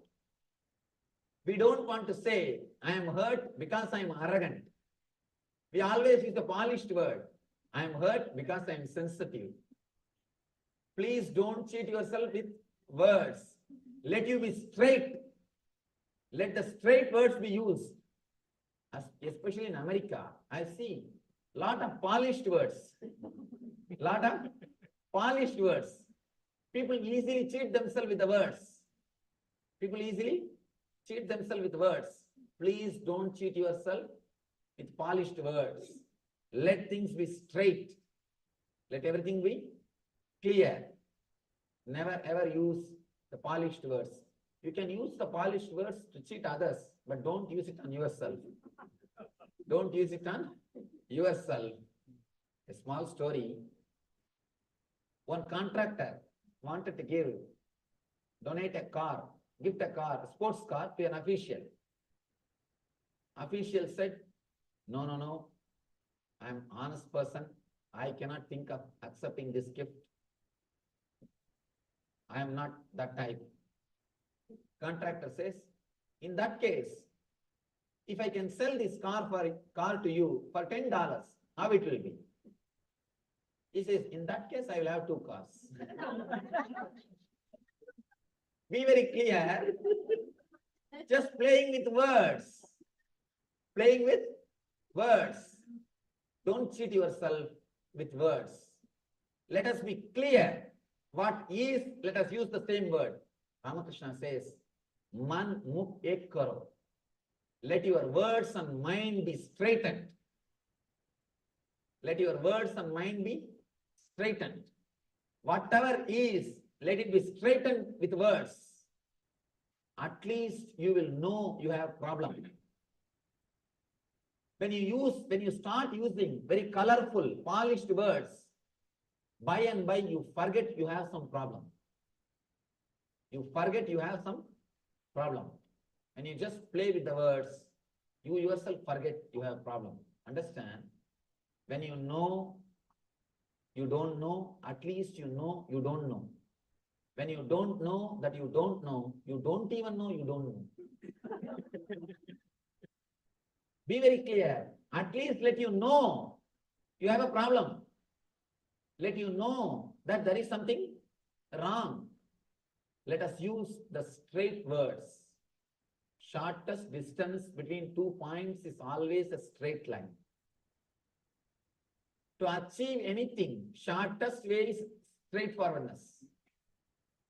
Shortest distance between 2 points is always a straight line. Same way, if you want to achieve anything, the shortest way is straightforwardness. Nothing else can work. Here, Krishna gives all the qualities, one by one. Of course, we can't even explain all the qualities. He goes on, fearlessness, the first thing. As long as you carry the instinct to survive, you will have fear. You will have fear. Fear can never be taken away from your being as long as you wanted to survive. Surrendering to the existence, surrendering to the death is the one and only way to achieve fearlessness. There's a beautiful Upanishad, Kathopanishad. If you find time, you all should read the Kathopanishad instead of watching the Jerry Springer show. That's what the most popular show in America. When it comes to some Shastras, we all tell no time, this is not there, that is not there. But somehow we find time for everything. Instead of watching all those shows, you can better read this Kathopanishad. Understand, this is a beautiful Upanishad. Nobody, see, we can't compare any other system with Vedanta or Vedic rishis. They have gone so deep into the science of death. West has dedicated its whole energy for life. And the East has dedicated its whole energy to understand death. That is why rishis, they live even when they die. They live when they die also. Even after death, they live. They exist. They discovered the art of living even after death. But people who are caught in the material world, they die every moment, even when they live, when they are alive. The Upanishad is the science of death. Beautiful story. Young boy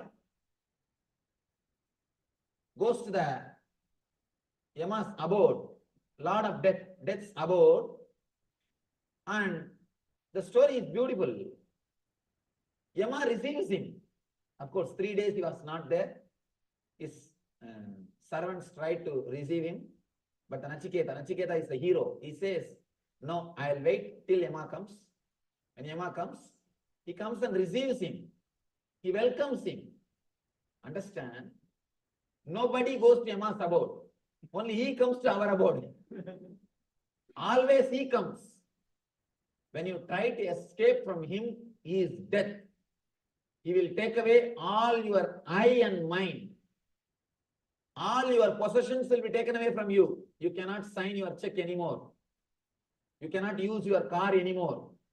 You cannot have your relations anymore. Whatever you think as yours or you, everything will be taken away from you. Yours, all the wealth, relationships, your bank balance, everything. And you, what you think as you is that body. Even that will be taken away. Everything will be taken away when death comes to you. But when you go to him, see the story. Story says, Yamadharma receives Nachiketa with love and care. First thing, he becomes your host, loving host. Next, he says, please have 3 boons. I'll bless you 3 boons. Let me give you 3 boons. And Nachiketa first asks for relationship. He says, when I go back to my family, my father should accept me, love me, and take me into his family. Yama blesses him with the relationships. Next, Yama gives him all the wealth and shows the path to create wealth. Nachiketa, all the pleasure and comforts. He teaches him the method to create wealth and pleasure, all the comforts. He is behaving like a god. First, he is behaving like a loving host. Then he is behaving like a god. Next, ultimately, he gives the Atmajnana. He is behaving like a master, enlightened master, and he gives Atmajnana because Nachiketa asks for the secret of death. Then he blesses him with the enlightenment. Look at the life, the paradox of the life. When we run away from death, even then you can't run away. He will chase you wherever you are. He will chase you. He will chase you. He will take away all your wealth, take away all your relationships, take away whatever you think as you and yours. Here, the whole scene is different. When you surrender to him, when you go towards him, first thing is a loving host. He is not terrible as you think. Always we portray Yama with a big mustache, sitting on the buffalo, black, with a big rope in his hand, that pasa rope, and with an arrogant smile or a arrogant face, egoistic. But here, the whole scene is different. He is saying, Swahatam, please come, He is welcoming.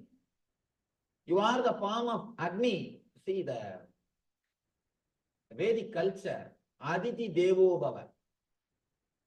In Vedic culture, we respect Aditi. Guest is God.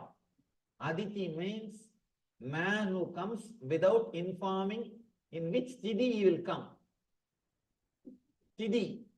He will come without informing in which Tidhi he will come. That is why he is called Aditi. Not a person who sends you email, then phone call, then fax, then he will appear. You go and receive him in the airport. No. He is not Aditi. He is your relative. You have to take care of him so that he will take care of you. That's all. It's a pure business. Please understand, all our things are pure business relationship. Aditi means a person who straight away comes to your life. The big problem is, in this country, the Aditi concept is lost. People can't believe, still in Indian villages, all houses' doors will be kept open in daytime. At least in the village I am born and brought up. Whole day the doors will be kept, the doors of the house will be open. And I have seen, I will go to any house in that street and eat. And any kid will come to the house and eat directly. And the very idea Aditi is disappeared. People always tell me, Swamiji, India is poor country. I tell them, no. You don't know the value of that culture. For example, if you have to be received, taken care, and you have to stay for 3-4 days for your business purposes, how much you will spend? But in India, you have some friend, just one phone call. The whole thing is done, of course. Now there also, because of the cultural invasion, it is coming down. At least in villages, still it is alive. Where the Vedic culture is alive, still it is alive. Aditi Devo Bhava. We respect the guest as God. Guest is God. He says, you are Aditi. You have come to my house in the form of the Vaishvana Agni, means the Agni which we worship. The Brahmana is considered to be the embodiment of the Agni, the divine Agni. You have come to my house as the embodiment of divine. You are here. Let me respect you. Please forgive me. Apologize. Please forgive me. 3 days I was not here to receive you. Usually, we postpone Yama. Usually, we escape from him. When you go in search, he will not be there. That is the whole story. Usually, he chases you. You run away from him, but he will be there behind you. But if you turn and go towards him, you will suddenly find he is not there. 3 days, Nachiketa says, Yama is not there. Understand? The story is significant. There's got a tremendous truth in it. Nachiketa goes there and he finds Yama is not there. It means when you turn towards death, you will not find death as you imagined. Whatever imagination you have about death will not be there when you surrender to death. Now, because of your fear, you escape. Because you escape, he chases you. Both are like a vicious circle. If you understand, the moment you surrender, he will not be there as you imagine him, as you expect him. Naturally, that will add courage. And that courage will make you face him more clearly. When you face him more clearly, more courage.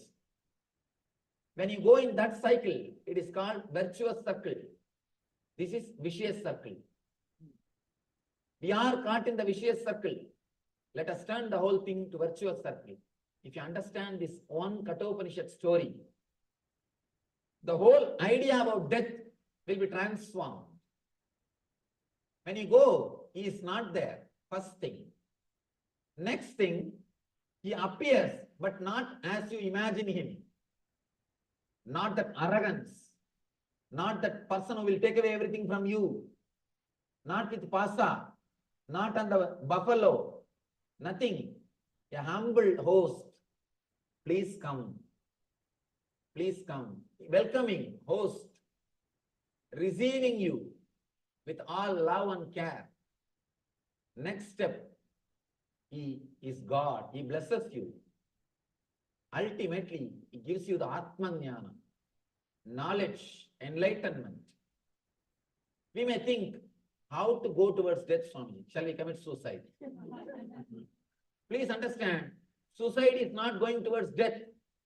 Please be very clear. Never think people who commit suicide are fearless. They are most coward people.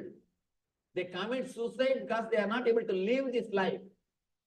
They are not facing death. They are escaping from life. Suicide is not facing death. It is just escaping from life. Escaping from life is different. Facing death is different. They just escape from life. Escaping from life doesn't mean they are facing death. Suicide is not the thing. Suicide is not the pay. Face the fear. When the fear is created in you, when the fear happens, just go through. Don't allow the fear to frighten you. People come and tell me, Swamiji, I am afraid of my fears. Fear is enough trouble. Why are you afraid of fears? Don't allow the fear to frighten you. Sit in the room. Be yourself. Just sit with yourself. Let the fears come up. How long you will postpone the fears? How long you will control them? How long you will escape from them? Allow them to come up. Your whole being may shake. Tears may roll. You may have the deep depression. Let everything happen. Whether you allow this fear to happen or not, the incidents are going to happen. I can say our fears can be classified as a major 5 category. 1, fear of losing your wealth, comfort. Next, fear of losing some part of your body in accident or disease. Third, fear of losing your near and dear ones. Fourth, fear of losing your mental well-being. Fifth, fear of unknown, fear of death, fear of ghosts, fear of God, everything. Fear of unknown, fear of hell or heaven, everything. These are the 5 major fears we face in our life. All your fears can be brought under these major 5 categories. Major 5 categories. Allow them to come up. Sit with yourself. Give half an hour for your fears. Tell them, today I am going to face you all. Today, let me see what happens. Let your mind speak everything. Let everything come out. You may have the depression. Tears may roll. Whole body may shake. Let it come out. What can be done? You can't do anything. If you can, you would have done it. If you can, long before you would have done it. Very clearly, your very existence proves you are not able to do anything. That is why you are just keeping quiet. So now what can be done? Nothing can be done. Allow the fear to happen. Let everything happen. Let the fear come into your being. Allow the fear to come up to your conscious layer without suppressing. Yes, I have the fear. There is a possibility for all these things to happen. There is a possibility it can happen. There is a possibility my wealth can be stolen. There is a possibility my near and dear one they may die. There is a possibility of me facing the accident. There is a possibility of me dying. There are all these possibilities. Yes, What can be done? This is life. This is what I call facing the reality as it is. Only kids need fantasies and imaginations to face the reality. But you need to understand the truth as it is. You can't escape from reality. You can't escape from the truth. The more you try to escape, the more they will haunt you. They will be behind you. They will be chasing you. So allow, let the fears come out. Suddenly you will see, when all the fears leave you, you will see you become more responsible. You become more intense. In our meditation programs, the second level program, we have a meditation called death experience.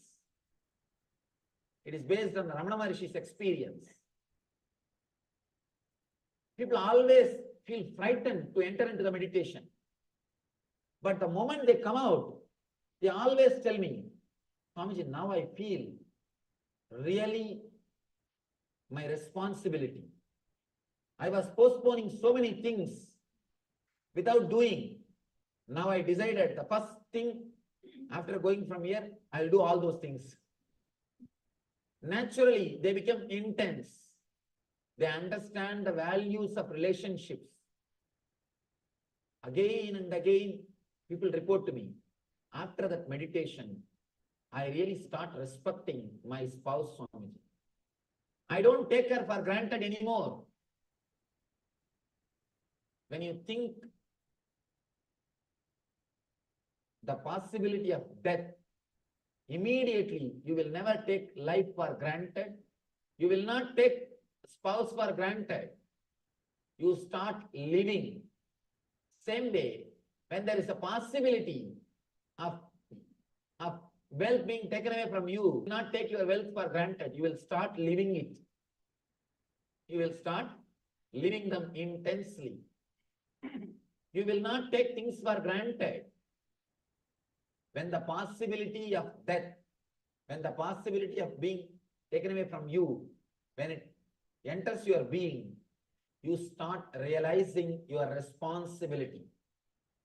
Granted, a small story, how we take things for granted. There was a king. After 45 years, he felt completely bored because whatever he wants, he is having.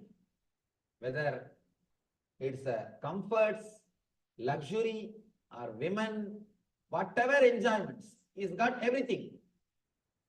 Now what to do? All the excitement is lost. Feels bored. Let me tell you, all kings live in hell. When I say all, I mean capital A-L-L. If you want to live like a king, go to hell. Straight away you will become king.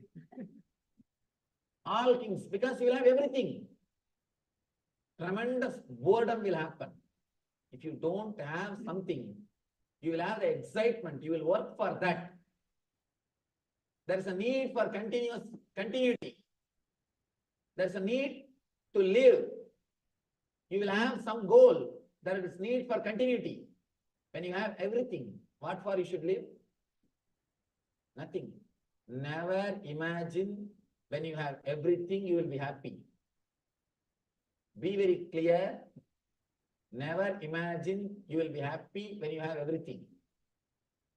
You will be in hell straight away when you have everything. This king, he entered into the hell because he got everything. And he is totally depressed, bored. He doesn't even want to come out of the room. Whole day is lying. These ministers, they tried all their best.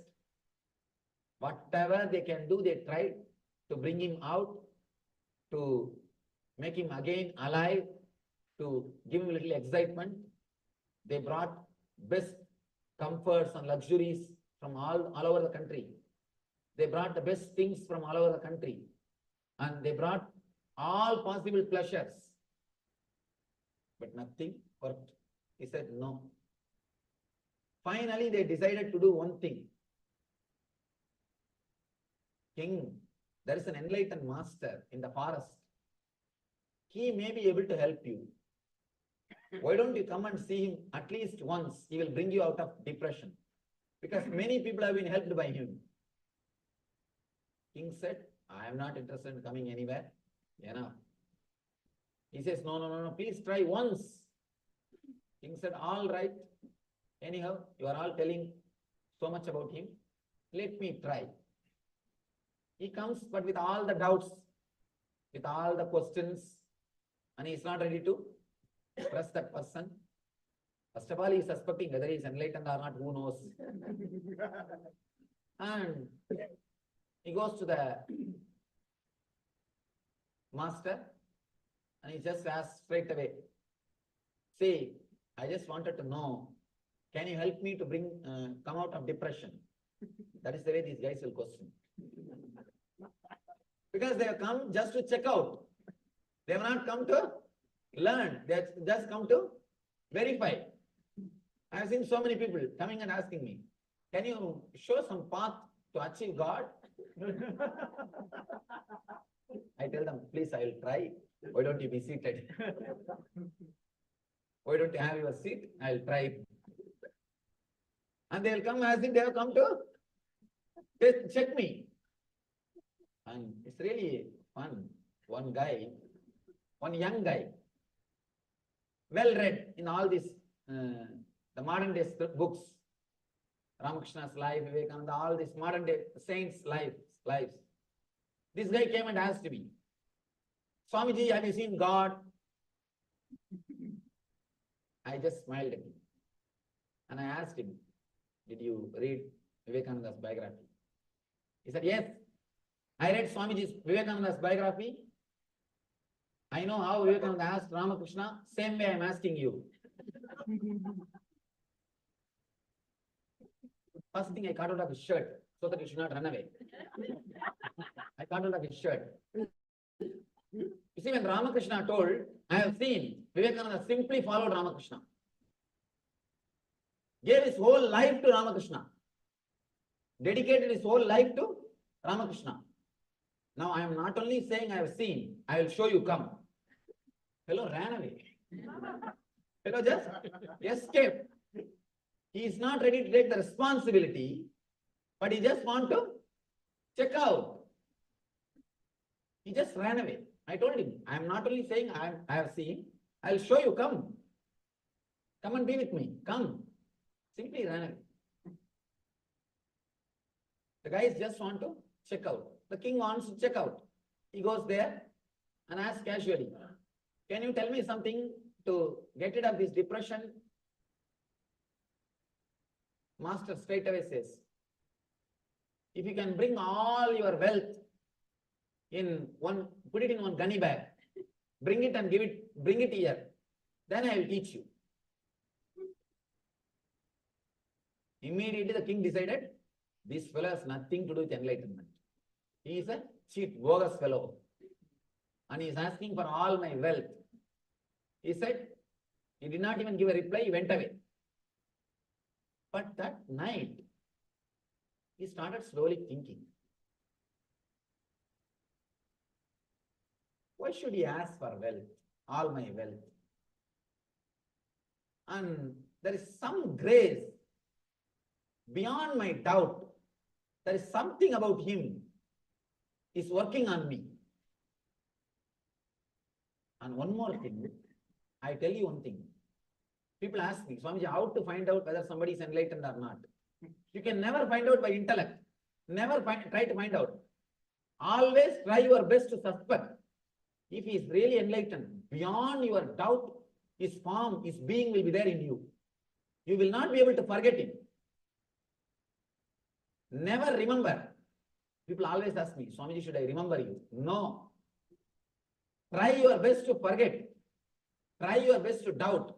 If at all I had divine experience, that will work beyond your intellect. If I am going to help you, if you will be helped by me, beyond your intellect, you will simply fall. Let me be very clear. Simply you will fall. Through intellect, you can never analyze and understand. With intellect, try your best to say no. That's the best thing.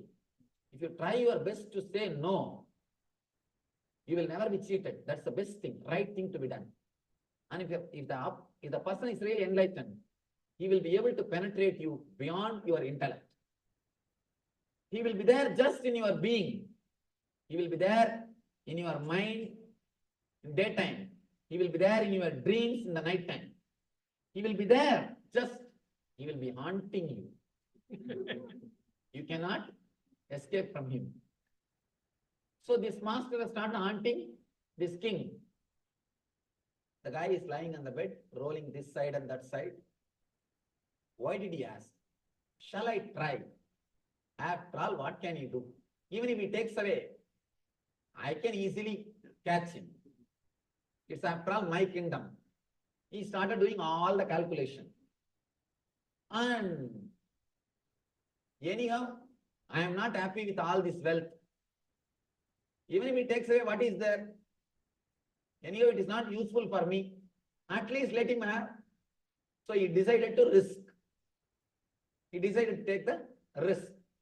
Next day, he converted his whole wealth into diamonds and put in a gunny bag. He brought the gunny bag. With the gunny bag, he came to the master. He was standing in front of master. Without saying a single word, suddenly the master snatched the gunny bag and started running. Started running. King understood. This fellow is a cheat. No doubt. Now we know for sure he is cheat. Now we cannot afford this. He started chasing the master. You cannot chase a person who lives in the forest because he knows all the secrets. That is why these professional people can never catch bandits. See, the professional police people, not only in one country, all over the world. Professional police, they can never catch bandits because they know the secrets of land. They know the secrets of the landscape. This guy runs. Because this master, he lives in the forest. He knows the complete forest. He runs this way, that way. King is new. Fellow is trying his best. He runs. And master is doing a nice drama. It went on and on and on. The king started thinking, why did I take this risk? And what nonsense I did. And he's blaming himself and suffering. What will happen now when I go back to the country? There's nothing. I'll be like a beggar. I'll have to beg and eat. And he started already visualizing his poverty scenes. And he started suffering the poverty. Already the poverty has entered in his mind. When he is rich also, he was suffering. When he was rich, he was suffering. Now he is suffering by poverty. That is a paradox. Money, when it is there, it will give you suffering. When it is not there, again, it will give you suffering. And this guy started suffering. Already he started visualizing about poverty and suffering. Somehow, when it was evening, the king was about to give up. I think now I cannot do anything. This fellow knows everything about forest. Now I have to go back. At that moment, suddenly the master stops running. The moment the king saw he stopped running, he jumped and caught hold of him. Caught hold of him and caught hold of that bag first. The master laughed. He started laughing. King, he was not able to understand what's going on. Master says, fool, now take this and enjoy. Now take this wealth and enjoy. Suddenly king felt he has become rich guy. His own wealth. One day ago it was his wealth. Just because he missed the wealth for one day, suddenly he felt he has become rich. Suddenly he felt he has become rich. Master said, fool, you are depressed because you took it for granted. Now the same wealth, you lost it for one day. Again it has come back. You will be able to enjoy. Go and enjoy. King has come out of depression just because of one day missing the wealth. In our life also, when you allow the insecurity consciousness to happen to you, please understand I'm using the word consciousness. Feeling of insecurity is conscious thing. It is truth. If you allow the insecurity to happen to you, you will never take your life for granted. You will start really enjoying life intensely. Just miss what you have for 12 hours. One day. You will never take your life for granted. You will never take your life for granted. Live one day without eyes. As of now, you are taking your eyes for granted. Try to live one day, 12 hours without eyes. Decide without opening eyes, I will live. Then you will never take your eyes for granted. Same way, you will never take your life for granted if you know it will be taken away. You forget it will be taken away. You suppress the fear. You suppress the insecurity idea in you. That is why you never enjoy the life. You take life for granted. The moment you experience insecurity, the moment you understand it is insecurity, life will be taken away from you any moment.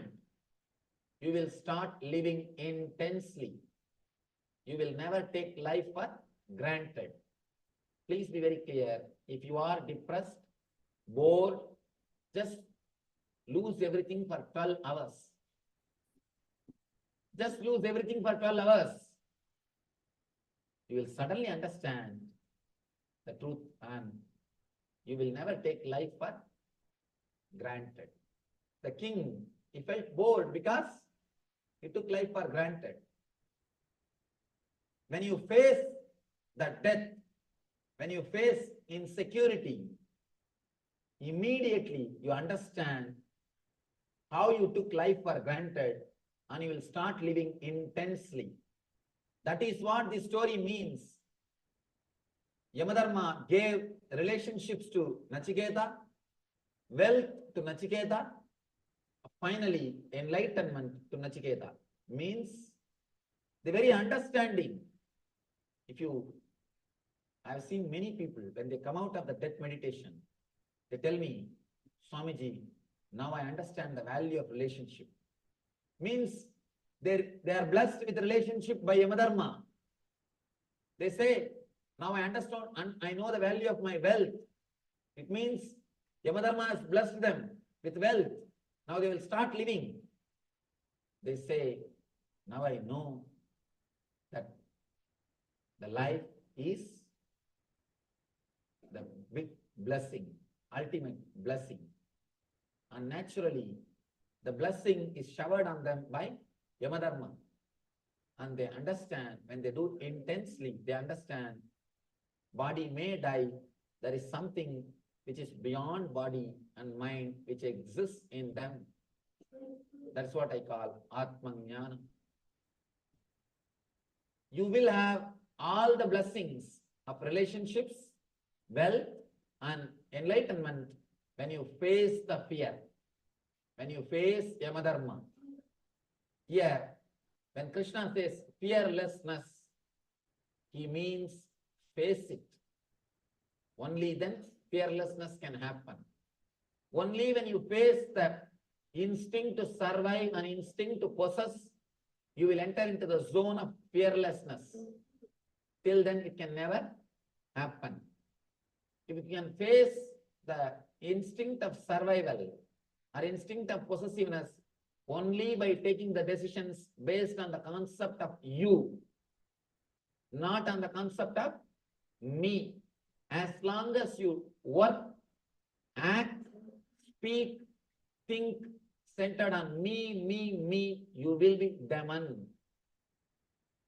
You will be working for the survival of instinct, the instinct of survival, an instinct of possessiveness. When you start working based on the concept of you radiate a new energy. Just try for 1 week to live for others. Just try a simple experiment. I am not telling you to give away all your properties. No. I am not telling you to give away all your properties. I am not telling you to give away anything. Usually, always you think, what is there for me in this? What is there for me in this? If your wife calls you for a movie, you will say, no, I want to go to beach. You always stand with your preference. 1 week, just 1 week in your office, in your house, in your wherever you go, try to work, try to decide with the attitude of you instead of me. Just a simple things, very simple things, very simple decisions. I am not asking you to give away your properties. Just day-to-day life, simple decisions. Immediately mind will tell, no, no, no. If I start thinking based on you, people may take me for granted. People may exploit me. People may cheat me. All right. Now nobody is cheating you. You are living centered on the idea of me. You are protecting yourself. Are you happy? Come out. Are you happy? No. Then why not try the other side? Just a simple experiment. Just a simple experiment. We lived throughout our life with this Asuri Sampat, what Krishna calls us demonic nature. Me. Now, just for 1 week, why not try? Always when we come back, first we catch our seat. We put kerchief also. First we catch our seat. And when some prasad is given, first we go and catch our plate. Instead of that, just for 1 week, get the plate and see that the other person receives it. See that next person is comfortable. Early morning when you get up, ask the other person, are you okay? Why don't you use the bathroom, then I will go. Always wait, first I have to go. I have this work, I have that work. Instead of that, just a simple thing. Small things you use today, then I will come. Please you do that, then I will use that. And continuously you are working. Let me do this small one. Just for 1 week, try to put that you in your being. I tell you, from where bliss will come, you don't know. Suddenly you will feel your whole being is relaxed. When you don't give attention to me, you will never be at tension. As long as you are giving attention to me, you will be continuously at tension. The moment you put the you in the place of me, a deep inner healing will happen to you. Please understand, what I am saying is not morality. Please don't think I am teaching you how to live happily. No, I am not giving this as a morality. I am giving this as a spiritual practice. Understand? If you are working towards spiritual growth, if you are a professional seeker, I use that word because there is a group of people, especially in the West, they are professional seekers. Any Swami comes, they will be there. Any Swami or any book, any spiritual thing, they will be there always. They will come. I have seen people coming and telling me, Swamiji, for last 30 years I am seeking. Don't feel pride about that. Don't feel pride about that. I have seen with our ashram, with our mission, with our movement, the senior devotees, they go and tell the juniors, do you know, I am with Swamiji for 3 years. These juniors come and tell me. I call that senior, don't spoil my name. You are with me for last 3 years, still you have not become enlightened. Don't go out and say that you are with me for 3 years. That's spoiling my name. That is not spreading my name. That is spoiling my name. You are here for 3 years, still you don't know how to respect a junior devotee. Still you don't know how to care for him. Then don't say you are here for 3 years. Then you will spoil my name. It is repairing my name, not spreading my name. So don't be proud. You are a professional seeker. Please be very clear. If you have that pride, I am professional seeker, or I know so many, this Swami, I know that Swami, I have done this course, I have done that course, I have done this program, I have done that program. Especially these NRIs, they don't miss any program. So that they can have all the certificates.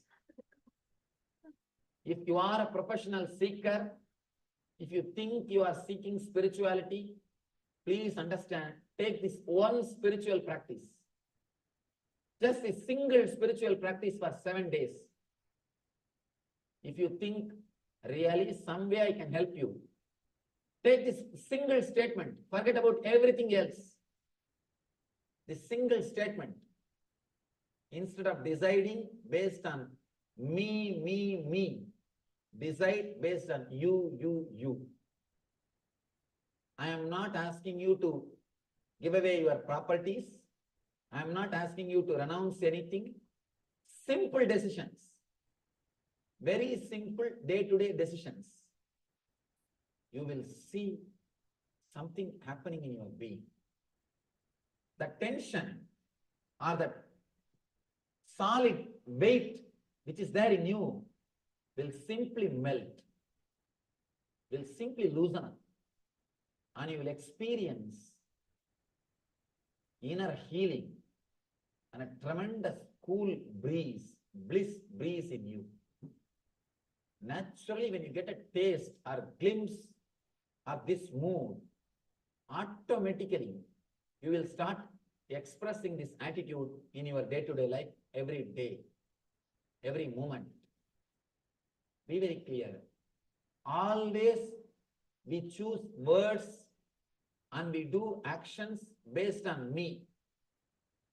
When you are shouting at somebody, you say, no, I do it for his good, Swamiji, for his sake, Swamiji. When somebody else is angry, you say, see, like a demon, how he is mad at others and he is shouting. When somebody else is angry, he is shouting. When you are angry, no, I do it for his good only, his sake only, Swamiji. I have to take care of him. If I don't teach, who will teach him? And I am doing it for his good only. Please understand, don't play with words. Just be straight. Just be straight for next 1 week. Not even more than that. After that, you can become your old self, no problem.